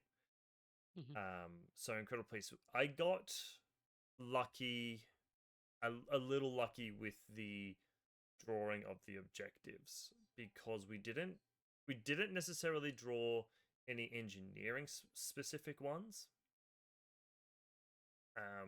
We drew sabotage data scan, capture HVT, and inoculation, which my none list could take care of. I had just as many D charges in both lists, but I knew that when it came to fighting, the regale missile launcher would not stand up to a prime. No. It wouldn't matter where I put her. Right, he just finds a way to get close in. So I took my none list. I needed the range from the sniper. I needed the mimetism -6, and as far as the objective goes, I was able to do everything. I drew as my secondary objective. I drew I think it was follow up. It was the one you have to do a whip check on HVT with a vet or whatever, and you get +3 if it's in line of sight. Yep. That was the one I got. Mhm. So I Do you want to played. show us the table? Yeah. So I played on this table. Thankfully, a little bit more closed off because you've got sort of it's spacious on the outside, more densely impacted on the inside. But this table actually has a lot of like really hidden line of sights, which came into play pretty massively for our game. So, but I managed to take first turn. Just took first turn, and I ended up deploying on the side closest to us. My right hand side was pretty garbage to deploy on, so I was deployed from the middle over to the left. My none link, the only really part that's important, was in the ruins, right to the very far right, which is the important part. And then everything else was elsewhere. The main other thing is Taskmaster was relatively in the center. Yep. He deployed his Stormbot in one of the pieces of terrain to my right, his left, in a really like ARO intensive position. So up high, pretty much seeing a lot of things. Prime and everything else was a little bit more hidden away. So I started off trying to push the Chimera into his deployment zone to try and just start picking away at like some hackers, some pitchers. I didn't want like my Taskmaster necessarily to be shut down. But unfortunately the gap that I had was just too big for a smoke. So I got a little bit stuck there, but later on got a bit lucky. The main thing in my first turn that really saw my plan sort of fall to pieces is I found out that I could see just the top of the Stormbot from like literally across the diagonal of the table. Great for snipers, bad for heavy rocket launchers. Hit him with every single shot, including a crit. So that's 7 armor saves that he had to make. Stormbot passes every single one of them, goes prone. Right? And I was like, shit. Right? This is the way. I needed that because the next line of sight that I saw, I could watch the prime move. So I was going to have a firefight with the prime, but I was running out of orders, and the prime I knew was if the Stormbot was going to survive, the prime was going to survive. So I set up to look at the prime. I may have taken a shot or not. I don't quite remember. But I decided I can't let the Stormbot, considering that it survived, get that marksmanship on it. Right, and because he had that Evo bot, I thought my Chimera's only mission now is, even if it has to sacrifice itself, is to jump on top of that Evo bot and kill it. Yep. Luckily, I managed to get a Pupnik into it. It rolled whatever it rolled. EvoBot goes down. I'm like, Yep. okay, at the very least, I'm not hopefully not going to deal with the Marksman Stormbot. Because of the way I'd put my link, it actually really hampered his prime in his turn to the point where I actually managed to put a wound on it in ARO because he had to move out of cover. My first turn plan fell to pieces, and Ryan's didn't go huge amount better. He went to go and kill the Chimera that was in his DZ. The Chimera itself rolls a 13 on the dodge, which is a crit, and manages to save itself in close combat for a little bit longer. So not much happening on the first 2 turns. Next turn, managed to push up. I made Robera my Hazops. So she had D charges, which allowed me to go and do to blow up just like a random piece of scenery on his side of the board, as well as getting data scan. I think admittedly data scan on his prime. So I had Uha on the list who just ran straight down the middle of the board, got towards the prime, and just was like data scan. So I've got 2 objectives at this point. And unfortunately, Ryan's turn goes from his first turn goes from bad to worse. The highlights are my Moira sniper zapping his prime and taking 2 or 3 like heavy pistol shots and surviving both of them. His yellow jacket dropping down behind my link because I didn't place them properly. The Moira, my lieutenant, managing to get a dodge, which let her get into cover, look at the yellow jacket, and then admittedly nothing happening other than him taking a wound on the yellow jacket. And him putting down 2 repeaters near Oahu, isolating Oahu, moving his squad around, and Oahu critting on the reset. So a rough turn for his turn. My last turn, I needed to get to his HVT, which was all the way on the right side of the board, and I just was like, I'm just going to move out my Taskmaster, who has heavy infantry, is elite, and can do all those sorts of things, and he manages to. Oh, actually, before that, I thought I was going to take a gamble with Brando, who ran in front of his Harris of like the Vidocq and everything, managed to run up, get into CC with the hacker, the MSV one, while getting shot at, does his melee and survives all the armor saves coming at him. Like complete should not be. She should have been dead, and somehow he survived. And then yeah, got decently lucky with.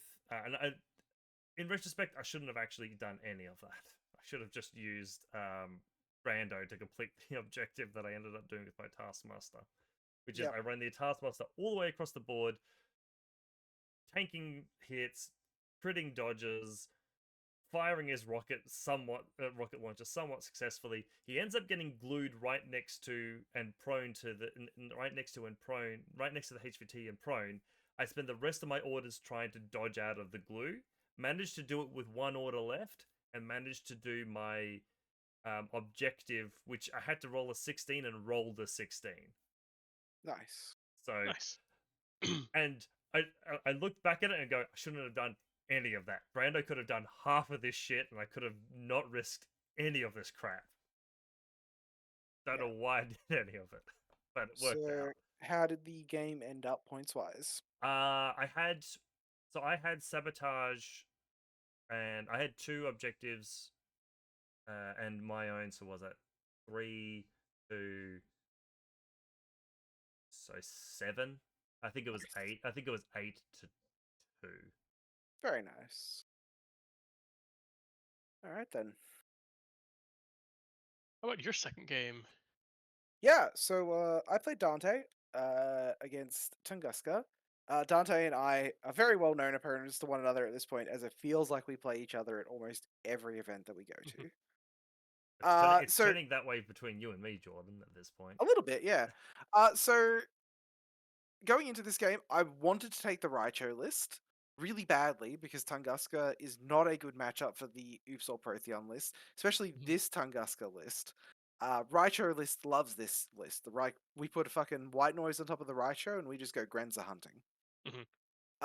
But unfortunately, the classified flop was impossible for the Raicho list. I believe Oh. it was Ton of hackers. engineer the HVT, and then Predator telemetry, and I want to say follow up, with my personal HVT being Doctor a thing. Mhm. So unless I could reliably secure the HVT, the Raicho list can only do 3 of those classifieds So in total. having Dr. Worm really determined you taking Yeah, the list. having Dr. Worm really determined taking the Cullen list, especially when highly classified is one of those missions where you can sort of not play Annihilation and just outscore your opponent. Yeah. So looking at the table, so Dante's list, it's really interesting. You've got the small group with a Grenza Haris team, and then the Missilebot and the one little deactivator. The big group with the 2 Zellenkriegers, Cumgutters Connolly, your Parachutist Meteor Zond, the Heckler delivery system, and then a 1, 2, 3, 4, 5-man core with a Grenza marksmanship multi-sniper, the 2 interventors, Curitate paramedic, and your rounder shock marksman rifle. Looking at the table, this was Brian Holland's table.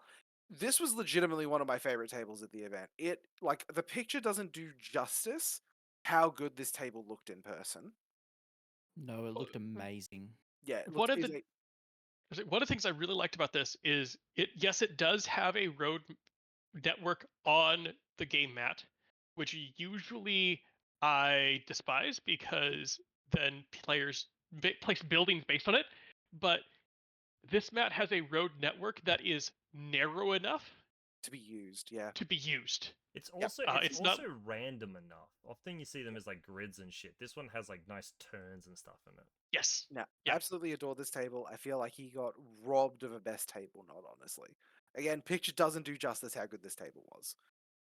So yeah, took Cullen family values. I was given the deploy. I won the die roll. Elected to go first again. Whip 15 and Whip 16 are really good for winning lieutenant rolls. I was given the side of the table on the right. The key points for deployment is that this tall white building is where my Q drone was. It had a nice long lane of fire to both the left and the right. Dante was able to then counter deploy my Q drone with 2 Grenzas, so that wasn't particularly fun. Yeah, he was just looking at it. I'm like, well, that sucks for me, I guess. You never expect double Grenza. I didn't expect double. I sort of expected it because of the Pit My List episode, but then he actually put it on the table. I'm like, oh man, you had the balls. It's a good list. Yeah, it is. So his 2 Grenzas were deployed up on the... One was deployed on that sort of the central causeway in the back of his DZ, and then one was deployed in the back right-hand building. His missile bot was deployed all the way off on the left on this little white building. And then there was sort of stuff peppered around. His HVT was all the way off on the far left. He had his Heckler deployed centrally on the right. And then, Zellenkriegers and all that sort of bits and pieces. For me, like I said, the Q drone was on this white building. Sheskin was deployed off to the right, as I had potentials of running up the side, because you can't quite see it in the picture, but along the right of the map, there is a long lane that she could sort of just have run up to sort of pick some fights if she so felt like it. The Umbra Samaritan was just deployed centrally off to the right. Norkius was off to the left. Dr. Worm was deployed behind the TR bot. His slave drone deployed off to the left because of the engineer, the HVT classified.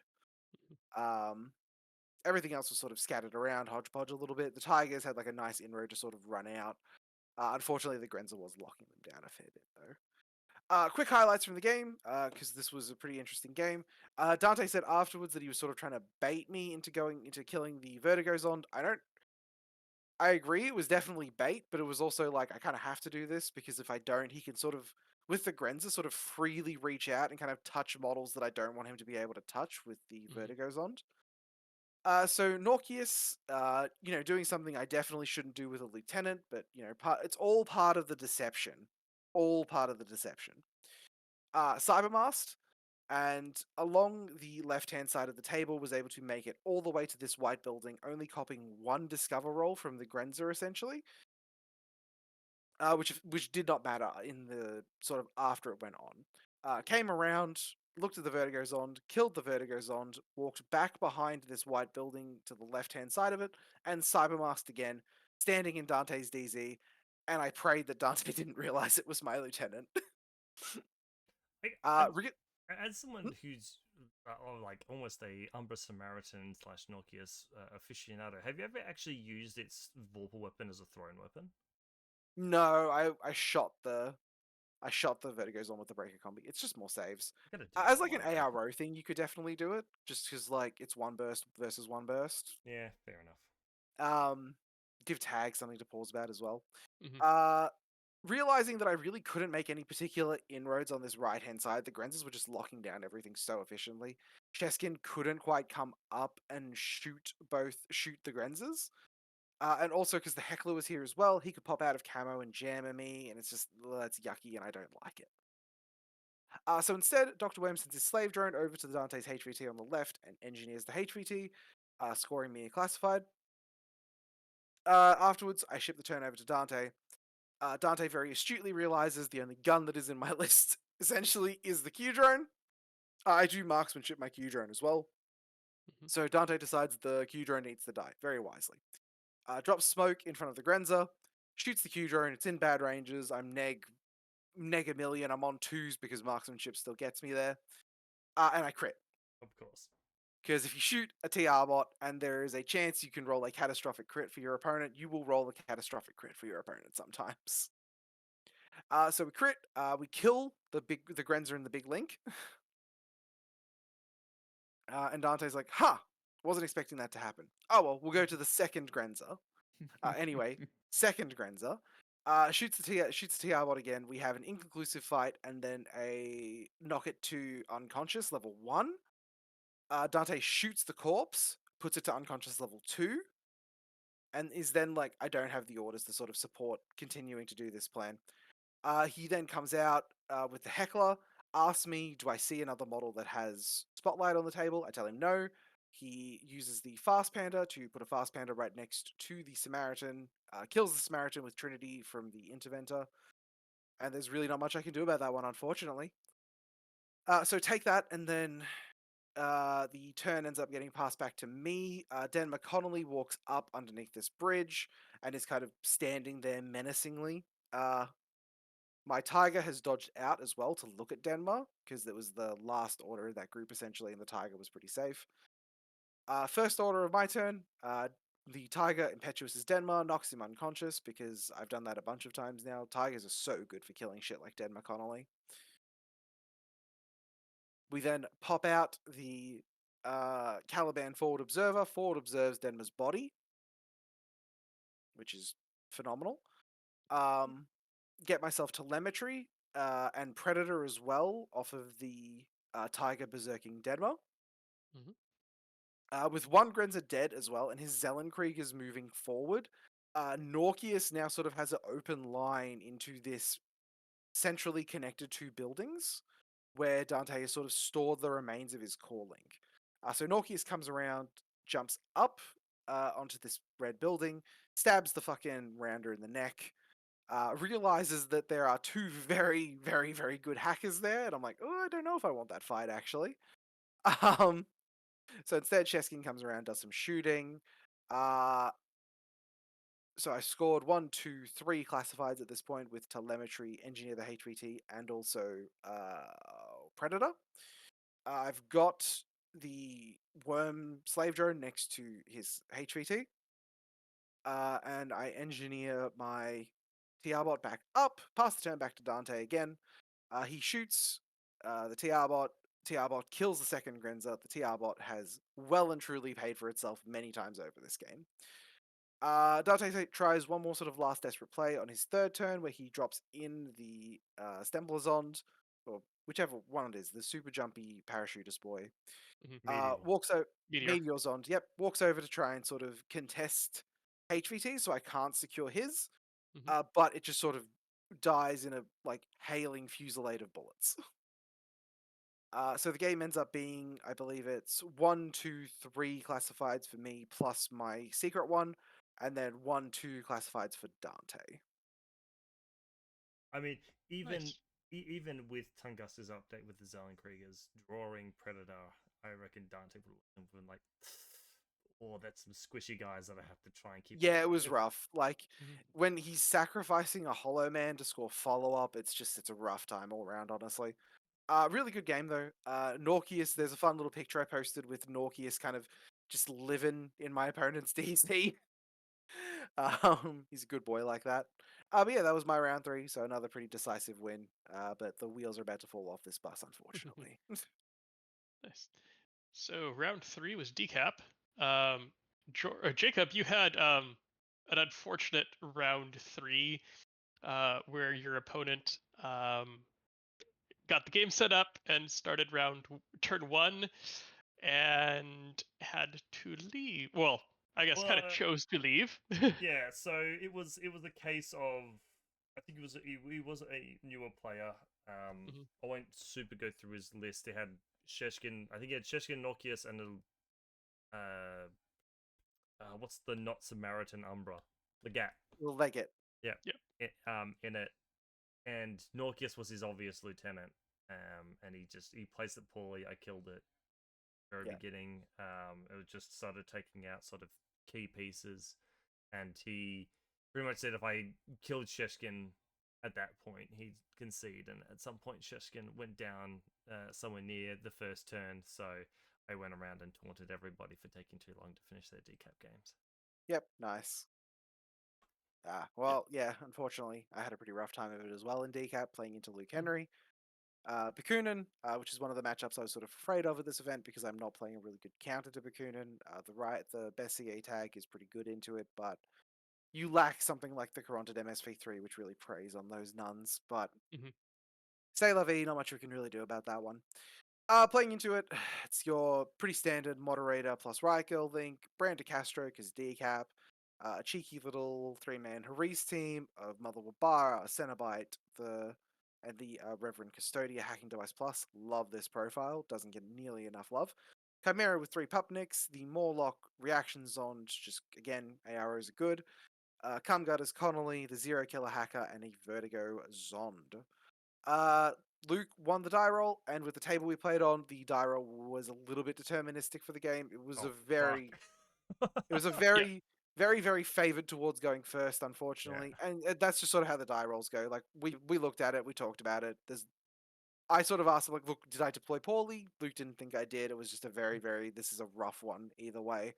Yep. Um, When I got in touch with Luke about getting his list, he said the commented that basically the game was won on the lieutenant role, and if you had gone first, you would have won. yeah, because I explained my plan to him, and Luke said, yeah, Yeah. no, that plan would have really fucked me over as well. Yeah, I'm like yep, sounds about right. you mentioned just before that talking about this, another set about the Custodia being slept on, but the issue is it's so vulnerable to a list like yours where you just have to have a decent killer hacker, and that piece is just screwed. Oh, for sure. Yeah. Anyway, I will give a really quick cliff notes on this game because the word of the day is Chimera. Chimera ran into my DZ and killed a bunch of things. Killed the missile launcher, so that killed a lot of reach that I really had. I tried null deploying, didn't null deploy quite well enough because you need to deploy enough stuff actively to where it can't do that. I didn't Mhm. do that properly. So I was pretty much hamstrung from my first turn. And Luke is an exceptional player and just really didn't give me the chance to kind of pull my way back into the game at all. It ended up being a 8-2 loss for me. But such is life. Just try and make it back on day 2. Try and do a little bit better. Nice. Well, and then there was pub There was pub and day 2. day 2. So day 2 was start off with looting and sabotage. Everyone's favorite mission. Come Oh on. yeah. The amount of Um, whinging about this mission was insane. Was there? Oh. It was 90% one person. It was, but they're very loud. They are. Oh well, I mean, I like looting and sabotage, but that's just I don't me, mind it. maybe.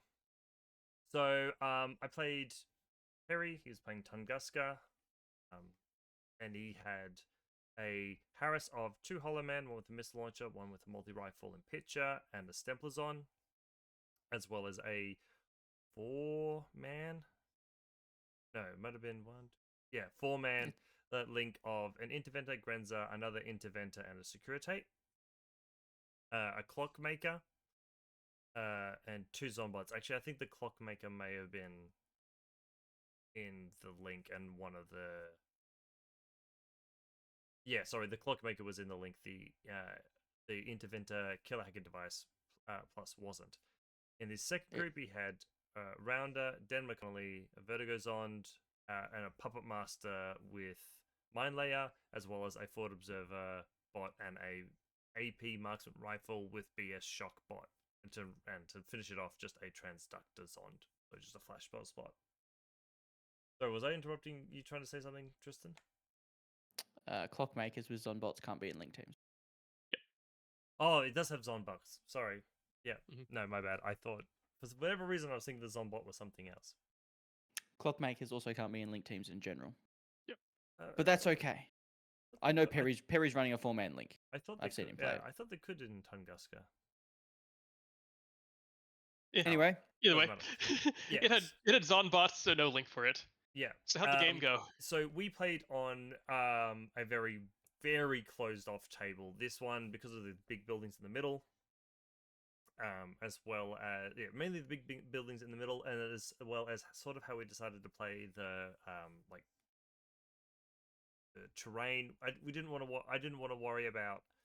I talked to my opponent. Didn't want to worry about sat zones and low vis zones or anything like that. So we just said that the plants were solid, but you could like vault over through them. Yeah, like objective rooms, basically, is the Yeah. way I had them described to me by a lot of people. Yeah. Okay. So we just played them like that. So it was a pretty damn closed off table. I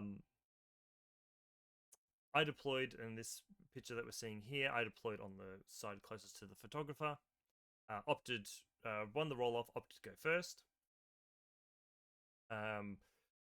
There wasn't really a great side to necessarily pick. One had your objective sort of in the middle of everywhere, but also was very easy to look at from everywhere. I'm actually going to take it back. I didn't win the roll off. I actually went second. But the other one had the objective pretty hidden away, but you had to be really close to it to defend it. Because like where it went and where all the places you would want to hide are were really close up to it. So my opponent goes. He starts moving out Den McConnelly, spends all of Den McConnelly's group's orders on him, pushing him up, tries and fails to press a button, gets him into a safe sort of nook behind one of the plants. He then pushes up his Interventor. I'm playing my Nun list, so Uhahu's all the way on the left. He pushes up his Killer Hacker Interventor to take out, deploys a Fast Panda and just takes out Uhahu. Though Uhahu does put up a decent fight. I think he takes like 2 or 3 orders for her to go down, which is pretty good against an Interventor. But nothing much happened in my turn. He sort of set up, hoping sort of for the next turn to make a play with Den McConnelly. I, on the other hand, have an Uberfall Commando and a very, very dense piece of terrain in the very middle of the board. Uberfall Commando goes, does the Impetuous, gets pretty close to the middle, does another order, throws a couple of grenades. I even spec fire some grenades. Pretty much ends up with 3 Pupniks on top of the objective, plus the Chimera on top of his objective, and I think takes it out in either 1 or 2 orders. Just wailing on it. Yeah, just Mhm. like beating the absolute ever living shit out of it. At that point, I'm like, my Chimera has done its job. I'm going to spec fire another grenade, and I'm going to kill that pitcher. I'm going to kill that pitcher, Hollow Man, because I've played Dante, and it's really annoying when those Hollow Mans put pitchers next to my things and start bricking my heavy infantries. Other than that, I Brando unfortunately didn't do very well for me this tournament. In playtesting, he has almost always succeeded at his superior infiltration. I think at this one he was probably, I think he was 50-50 on whether he succeeded. This one he didn't. Luckily, however, that meant that he was there to go and take on the Interventor Killer Hacker in my second turn. Walked up, shot it with a shotgun. At that point, I had passed my turn. My opponent had Denma there, but I had my Nun Link as well as my Taskmaster pretty much looking directly at both my objective and where Denma Connolly could come in from. So my opponent spent a lot of time trying to put smoke down, trying to get Denma into the objective, got just a hair's breadth away from the objective and died. Luckily, he did roll a 20 on his metachemistry, so he did have the opportunity at the end of his turn to roll on the states table and try and get Denma back up, which he did. The other highlight for that turn is the Chimera's total immunity really shone, where she threw smoke on herself so that she couldn't be shot, but was spotlit and tanked 5 missile launcher shots. Either through, I think, 3 armor saves, 1 miss, and a dodge. So Yeah, losing explosive off your guided missile drops their viability quickly. Yep. But yeah, she was just not having it. Then my turn came up, just pumped orders into the Chimera, as well as I wanted to try and get rid of his Grenza, who was being a bit of a problem. Unfortunately, went to take out the Grenza with my Moira Sniper and paid the price for it. I think he critted my Moira and just killed her outright. Yep. Which was unfortunate. Come his turn, there's not much you can really do. Denma's dead at this point. He doesn't really have any anti-material melee left. I don't think. I mean, he's got the Clockmaker, but the Clockmaker's not making it through all the ARO I have. So he. There's still the panoplies with the decharges. Yeah, at that point, he didn't have enough orders to push the models around Gotcha. to go get a decharge, go all the way over to my thing, fight my AROs, and win. Gotcha. So he decided he would go and get his Grenza and what ended up being at this point a 3-man team to go and grab secure HVT, which my HVT was on the very far right near that sort of square building with the red door. However, because I had drawn 2 hacker cards, and he had killed my only hacker, so the only classified I could possibly get was also secure HVT. But I knew essentially I would be going for 1 point or another. So I tried to go and get rid of his guys so I could secure HVT. Unfortunately, he managed to brick my my Taskmaster, and then I just didn't have enough orders to try and kill the rest of his dudes to get rid of them off of my HVT. So I had no choice but to go for to try and go for more stuff out of the panoply. And mercifully, both on Whip 13, I managed to succeed both with Bran on the left side and I think my Zellenkrieger on the right side to get 2 things out of the panoplies. So it ended up being a 8-2 win, I think, on that round. Nice. You were making it sound close. It was not fucking close. No, well, I destroyed his thing and he didn't get to touch my thing, and that's most of the points in the game. Yep. Yep. That's how that one goes, unfortunately, in the old looting and sabotaging. Yeah. So Nice. that was it. Who was your round 4 opponent, Jordan? Yeah, so I played Ben W from Queensland, I think known as Wanna here on the Discord. Really, really lovely guy. He was playing Assassin's Braum. We were chatting a bit before the game. I was pretty hungover. I'd gotten pretty filthy the previous night. I was in a rough state.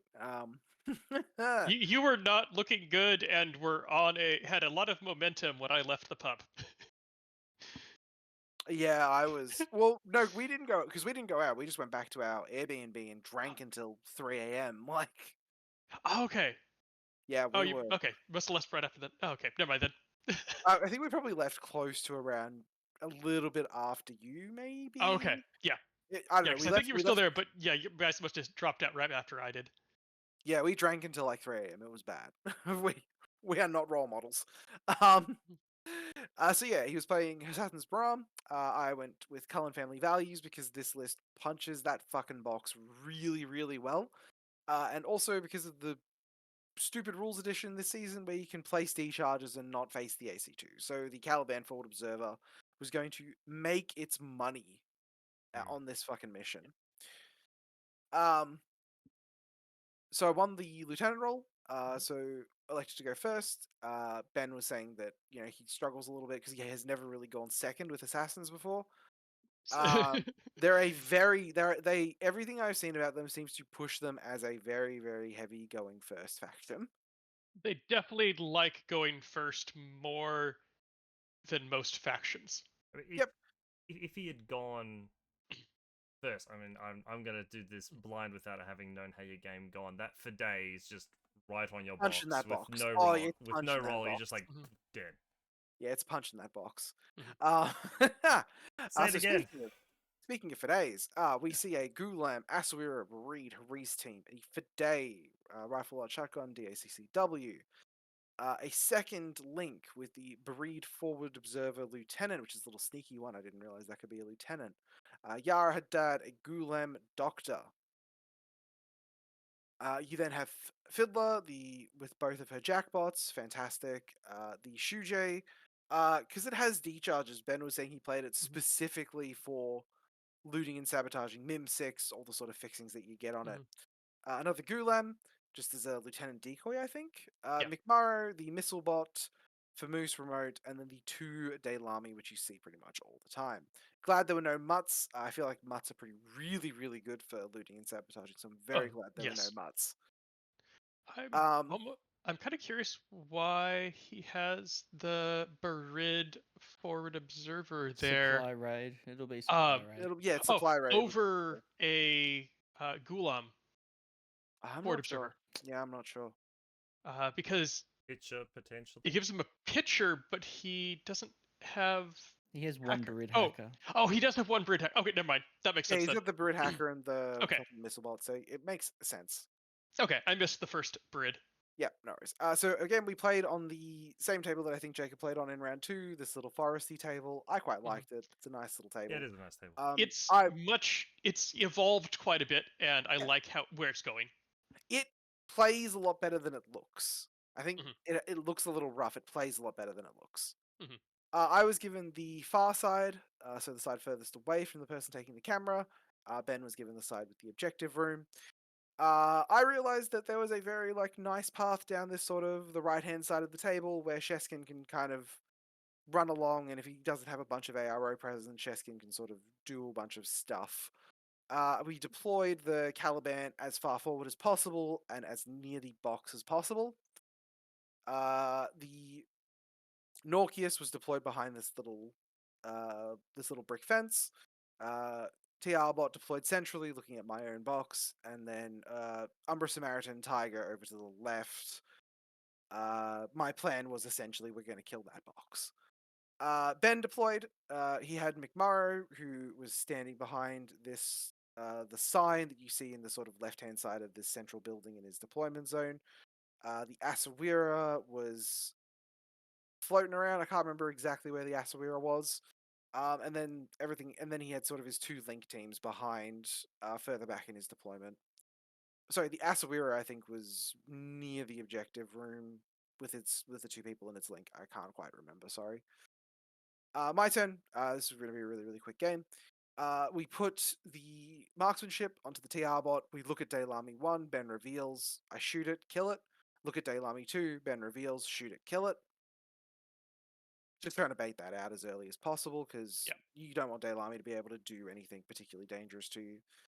Sheskin, we kind of look at the table and I'm like, is the only thing watching that box Fiddler? And he's like, yep. I'm like, all right then. So Sheskin tag movements her way up the left-hand side, the right-hand side of the table. Because she's nanoscreen as well, I get a bead on Fiddler in a nice little range band. Doesn't really matter if I'm in cover or not. And I catch Fiddler out of cover as well. Blast Fiddler, I think, hit twice, crit once. Sheskin crit a lot this game. Kill Sort Fiddler. of what she does. Yeah, it is. Caliban FO walks up, places a decharge on the box, deals 2 wounds to it. The Asawira dodges out to look at the Caliban. McMurder fails his dodge. However, Ben hasn't realized that by dodging the Asawira out, Sheskin now has a really, really comfortable line on it to catch it out of cover. So Sheskin then kills the Asawira.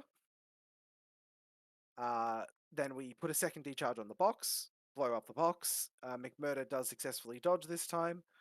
However, even before his dodge, Sheskin just sort of spends one more order moving down, gets a line of fire on McMurder, kills McMurder in one burst from the Red Fury. So in my first turn, I have killed 2 Daylami, an Asawira, Fiddler, and McMurder. So Pretty much taking out all the key pieces. other than the Fide, I have thoroughly gimped his list. And the Fide, so in the center of the table, you see the building off to the left-hand side with the right-hand side with the building stacked on top of it.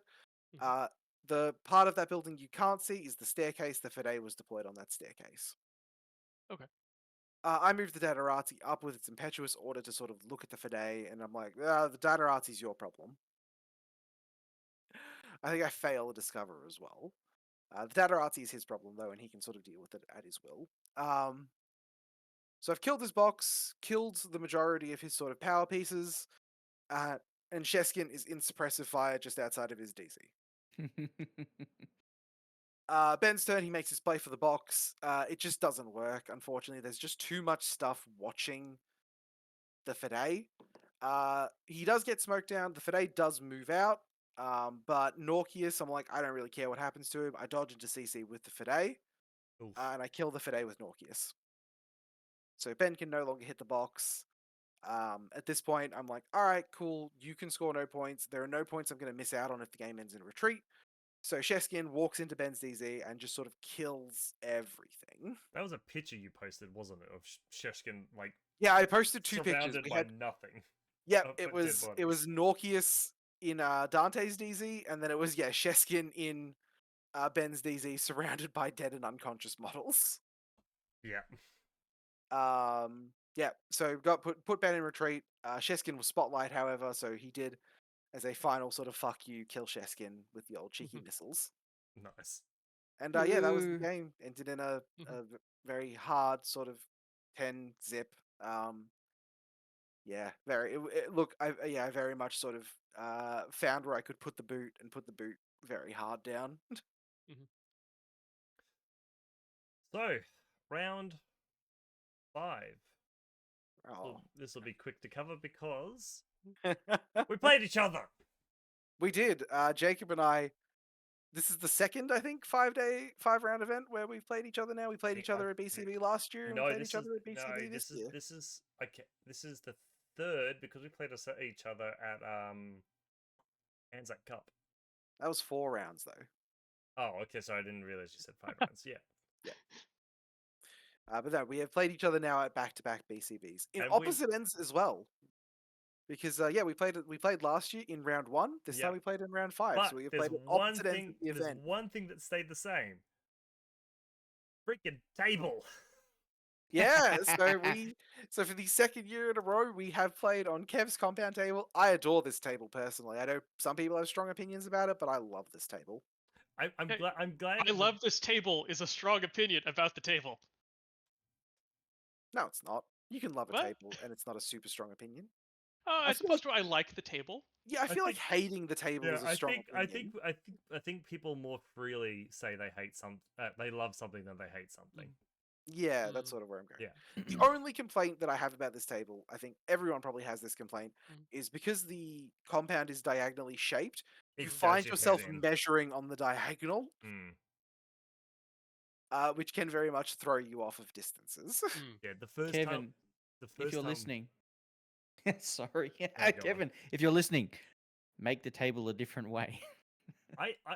because I remember when this table was first built. I do really like when it used to be like a compound through the middle, and Mm. two fences on either side. He's got a few setups for it. I think he chose this one because it best accommodated all 9 objectives for supply raid. Yeah, Probably, yeah. that'd be it. Yeah. Um, So I took the best CA tag. I was going into Bakunin. That list has the best matchup into Bakunin of my 2 lists. I vaguely knew what Jordan was taking and knew that I pretty much when this game going, I don't have like Bakunin. I mean, not a lot of things have a defense for, I suppose, Jordan's plan against me with his list. I knew that if I had to do a firefight, my none list would be better. I get the feeling that if I had taken my other list, I mean, you would have killed. I was afraid you would have just killed the riot girl with something. Doesn't matter really what it was, and the stigmata would have just fallen victim to um, pitches anyway, Mm. and Yeah, it just was. getting killer hacked. I would have had an easier time into the Riot Girl list just because there's less mimetism.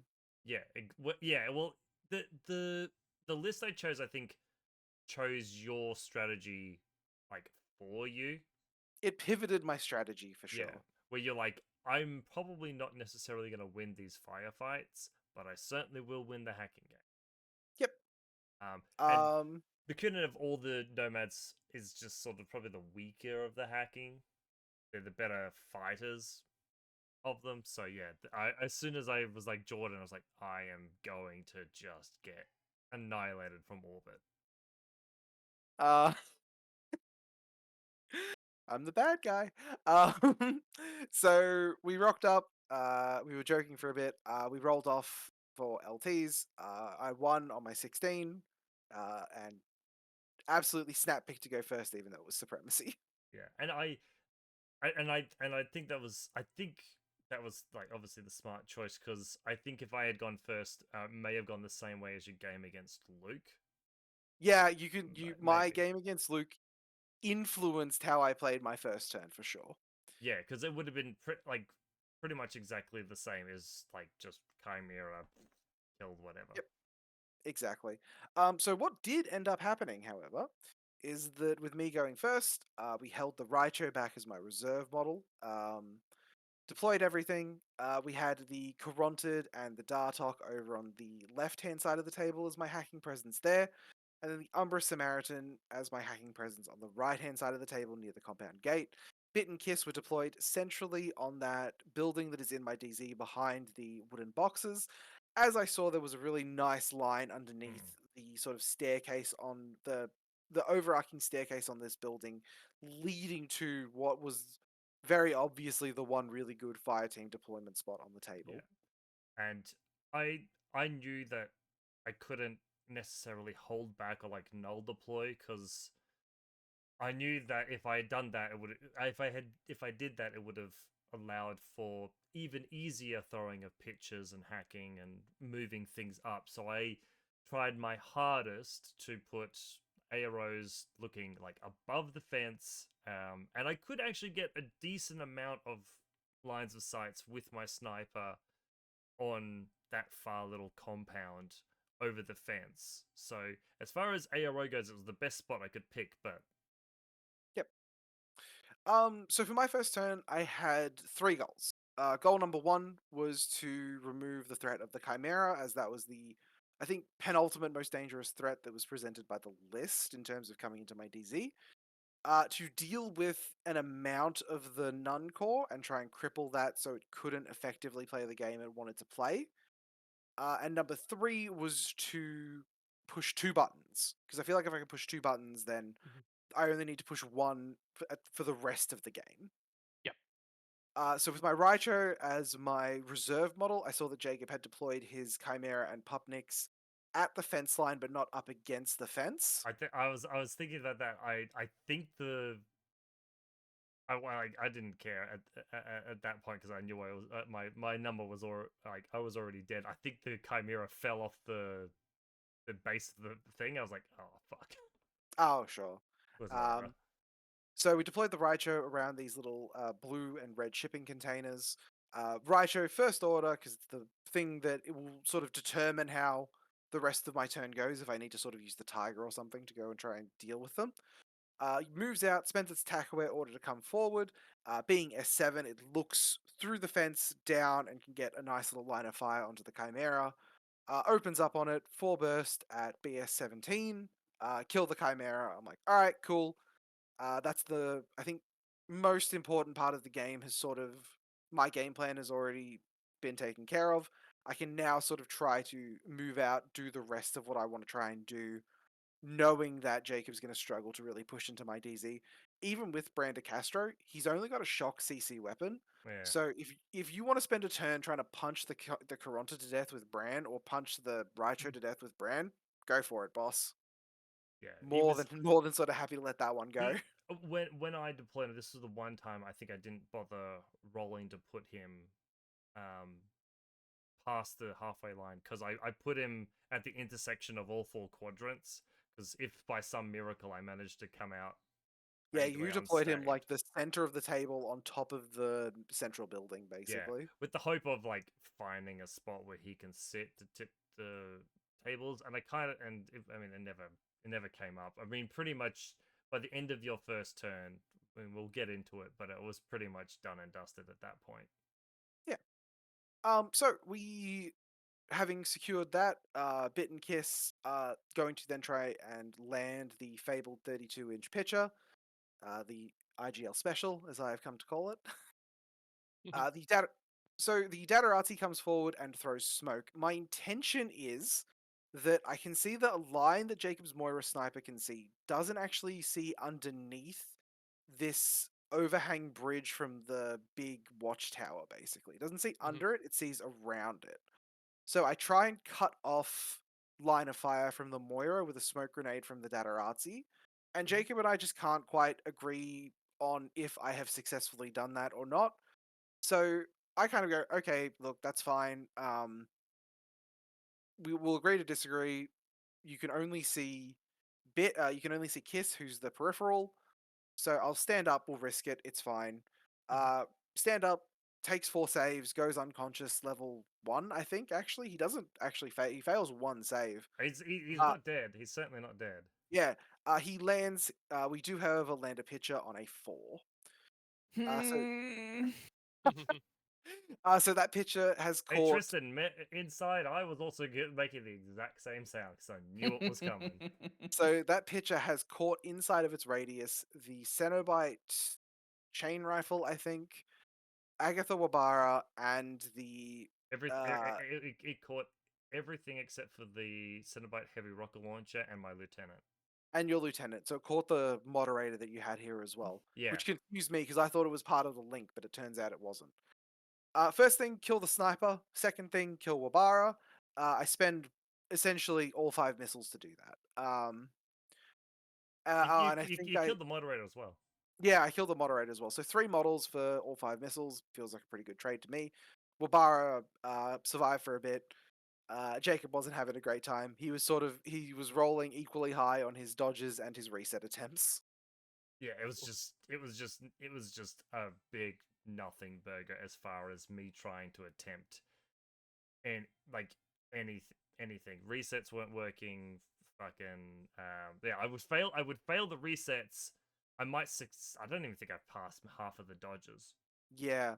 And I wasn't using the Caronted as well for my spotlights, because the Caronted from where he was positioned could be seen by the Taskmaster, and I didn't want Yeah. to waste in order to go to Cybermask and then uncybermask and then have to re-cybermask. So instead, I was using. At first, I used both the Umbra Samaritan and the Dartok. So with move Spotlight to get in range of the 2 buttons I wanted to push. So just to sort of try and optimize movement as much as possible. So kill those 3 models, pass the turn to Jacob, having killed 1, 2, 3, 4 things, but they're 4 very important things. So I had my lieutenant. Yeah, my lieutenant. Oh yeah, the 2 of the Cenobites left. Yep. And the Taskmaster, and the issue is I had to spend some time getting rid of the The pitcher. getting rid of the pitcher to then like not get everything spotlit automatically in my arrow. So Jordan would have to put some effort into launching at me again. But I had lost so many orders at that point that I just couldn't make anything work. I had one good sort of attempt thing, which was you put your Datarazi standing close to a mine. Yep. So I tried to do that. Shot and hit both of them. I think the Datarazi managed to successfully dodge. Yeah, the Datarazzi, it either made its dodge or it just sort of ate the saves. Okay. Well, I know for one thing, your bloody mine ate the saves because I had an opportunity to Oh, shoot yeah, at it again. yeah. He templated, heavy rocket launcher templated the mine, I think, and the mine just ate it. Yeah, I was just like, mine's like, okay, cool. I was like, great. So I achieved nothing. Yeah, that mine, I fucking earned his keep that day. Yeah. So I tried to push up, sort of get stuff into my like quadrants. So at the very least, I had like I could get like that point of a draw in quadrants. But the Caronted at that point, I think, was prone and cybermasked. There was no way I was going to get line of sight on the Samaritan. The Dartok was hidden, track like only like just outside your deployment zone. But again, Yeah, it was hidden next to the button on the left side of the outside my left-hand oh deployment yeah, zone. it was prone under like one of the little small fences. Yeah. So there was like it was just with the what I'd lost, the speed of the models I had left, there was just no way I was going to get in close to Yeah. do anything. So I just tried to hold. And I'd also position stuff watching Bran as well. Like stuff that I didn't really care if it died, throw it away when Yeah, the I stuff was mean, at him. I think Brand was probably the only thing that did anything dramatic in that turn, which is he jumped off of the roof he was on to a lower part of the roof to try and be in your side because I thought maybe he would outpoint. But then I was doing the outpoint a Datarazi and a Dartok, but then I was doing the calculations in my head. It's like, there's a hacker. He's probably at least 20. I know the thing is a 14 points. If there's any little bits of points left in there, I won't take them. Yeah. And then in the other zone, I had the Umbra Samaritan, who's 39. Yeah, So. there was. Well, you had that and the Gaki. There was no way I was. Yeah. I It knew. was at the Yaki, and I think even the Raicho as well might have been there. Oh yeah, he may have towed the line. I'll go quickly over like my second turn because I only really had one play there that just fucking didn't work at all. And then you can go through pretty much the rest of the game, which is Yeah, sure. Uhahu has I think total control +2 damage, and I was hoping that I could get a picture near to the Raicho. And it didn't matter because even the bloody pictures that I tried to fire, unlike the awesome long range shot of Bit and Kiss, all of them just flubbed. I had got 2 shots. Yeah. They all So flubbed. even with the burst 2 that you get with Bit and Kiss, it's still a 45% chance that one of them goes down on one order. Yeah. And you've also got 4 of them at the very least. Yes. I've only got 2. And the hope was that I could do that, take control of the Raicho, and shoot your Umbra Samaritan in the back. I also don't know how the points go for when you're controlling something, whether it counts as mine at that point. It's in a null state. Oh, okay. Well, there you go. I think. It's whatever. It didn't end up happening. It's a question we didn't have to answer. So I was hoping to kill the Umbra Samaritan like that, and maybe kill some backline things, take some orders off of you, but obviously I didn't get the picture off, which means I didn't manage to kill, take control of the Raicho. And in my second turn, I had like the Taskmaster had repeaters in his face. The Raicho was in like a much better position. It was just Yeah. there was I It was was in locked suppressive down fire. Yeah, it was in suppressive completely. fire, watching your 2 warbands. Yeah, I Yeah, was so completely locked in. yeah. So for me, the rest of the game for me was just sort of try and prevent Jacob from really being allowed to play as much Infinity as I possibly could stop him from playing. So he'd move the Taskmaster out to try and get in a more dominating position. We threw a pitcher from Bit by herself. Did successfully hit it onto the Taskmaster, so we missiled him. The Dartok then threw his own pitch. I did kill Bit. Bit did the same thing that Kiss did and just just took Yeah, a his thing face. to the face, rocket to the face for the sake of a picture. Yeah, absolutely. I'll take that for any day of the week. The Dartok threw a safe pitcher to catch the heavy infantry link. Just to again, I wasn't even necessarily planning on missiling them. It was just a case of this is your problem to deal with now. But I think I did still. I think you Uh, isolated something. I think I isolated the HRL because you didn't have a way to unfuck it from where it was. Something like that, yeah. And then the Raicho tried to kill the warbands, who were now impetuous again. Failed, but I put him in suppressive fire, watching both of them, just so you couldn't really move them freely. Yeah, moved the Caronted up as well, so it was now contesting your back left zone. And yeah, ship the turn back to you, and just sort of didn't really know how you were going to try to sort of get your way out of this one, but just try and set it up so it would be as difficult as possible. I reckon I spent like, if I had 30 orders, I reckon in that thing I really was only able to spend about half of those orders. There was nothing with all the repeaters and everything around. There was just nothing I could get done. And Jordan's list is probably one of the first true examples I've seen of like an all comers list. There's right now, as far as N4 is concerned, I don't know what's going to come down the road. There's no list that necessarily has a great defense against like what your list was designed to do. At least in the case of like putting down the hacker net, I don't know of any list that has enough tin bots or enough anything to make it difficult for you. Yeah, the things I sort of struggle with is recovering from sort of bad losses. Because again, I'm not running an engineer, I'm not running a doctor, so things you kill stay dead. Yeah. Again, going second as well is sort of rough as always. But yeah, so going into the third turn, again, just more of the same. I don't think we had a third turn. I think at the end of my second turn, I was in retreat. I was just like, "You're gonna get full points." Sure. Yep, sure. Yep, no, that's totally fair. Because there was absolutely nothing left.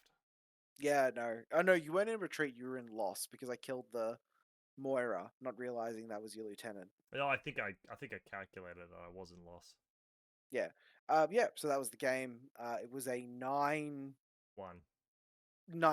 because of the 1 point you got from tying zones. Yep.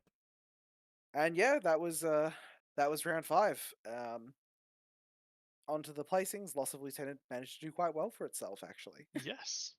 So Jacob ended up in 13th overall, Jordan in 4th overall, and Josh, who is not here tonight, ended up 7th overall. Yep. So I am the second coming of Val, apparently. I'm just locking up 4th place everywhere I go. Yeah, so nice showing, considering like that's out of, I think in the end we had 48 players who finished. Okay. Yeah. That's pretty good. So yeah, that's a really nice tight grouping up near the top.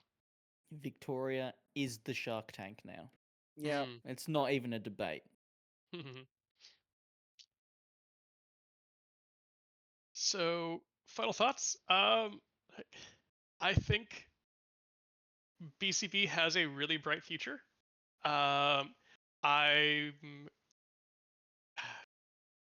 think next year I want to see if we can get like, I don't like, not international, but like try to get some, like, see if we can get in touch with some of the New Zealand communities. See if they want to come over. Um, try to pull in some of our like local international, because I know it's a tall order for um, Europe or North America to get over here for a 2-day tournament. But try to see if we can convince some folks from uh, over some smaller seas to come over and expand even further. Yep, bait some of the Kiwis into playing. Yeah, All right. yeah. We definitely have room to grow. Oh, We absolutely. had from I'll podium one of these days. oh, I Maybe think maybe after I assassinate Brian and Jordan. I think was it NT or something that, or maybe it was Queensland. Yeah, Warner came by himself when he was actually going to come with 3 other people.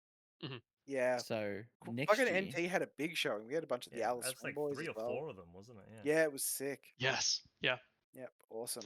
yeah. It's Melbourne's a pretty easy place to get to by air for most of Australia, and yeah, for the local international, it's also pretty accessible. Plus, we've got a big enough community here. We can probably arrange to get some people picked up and housed. Yeah. Yeah, no, great event. Had a ton of fun. Looking forward to Yeah. the next one.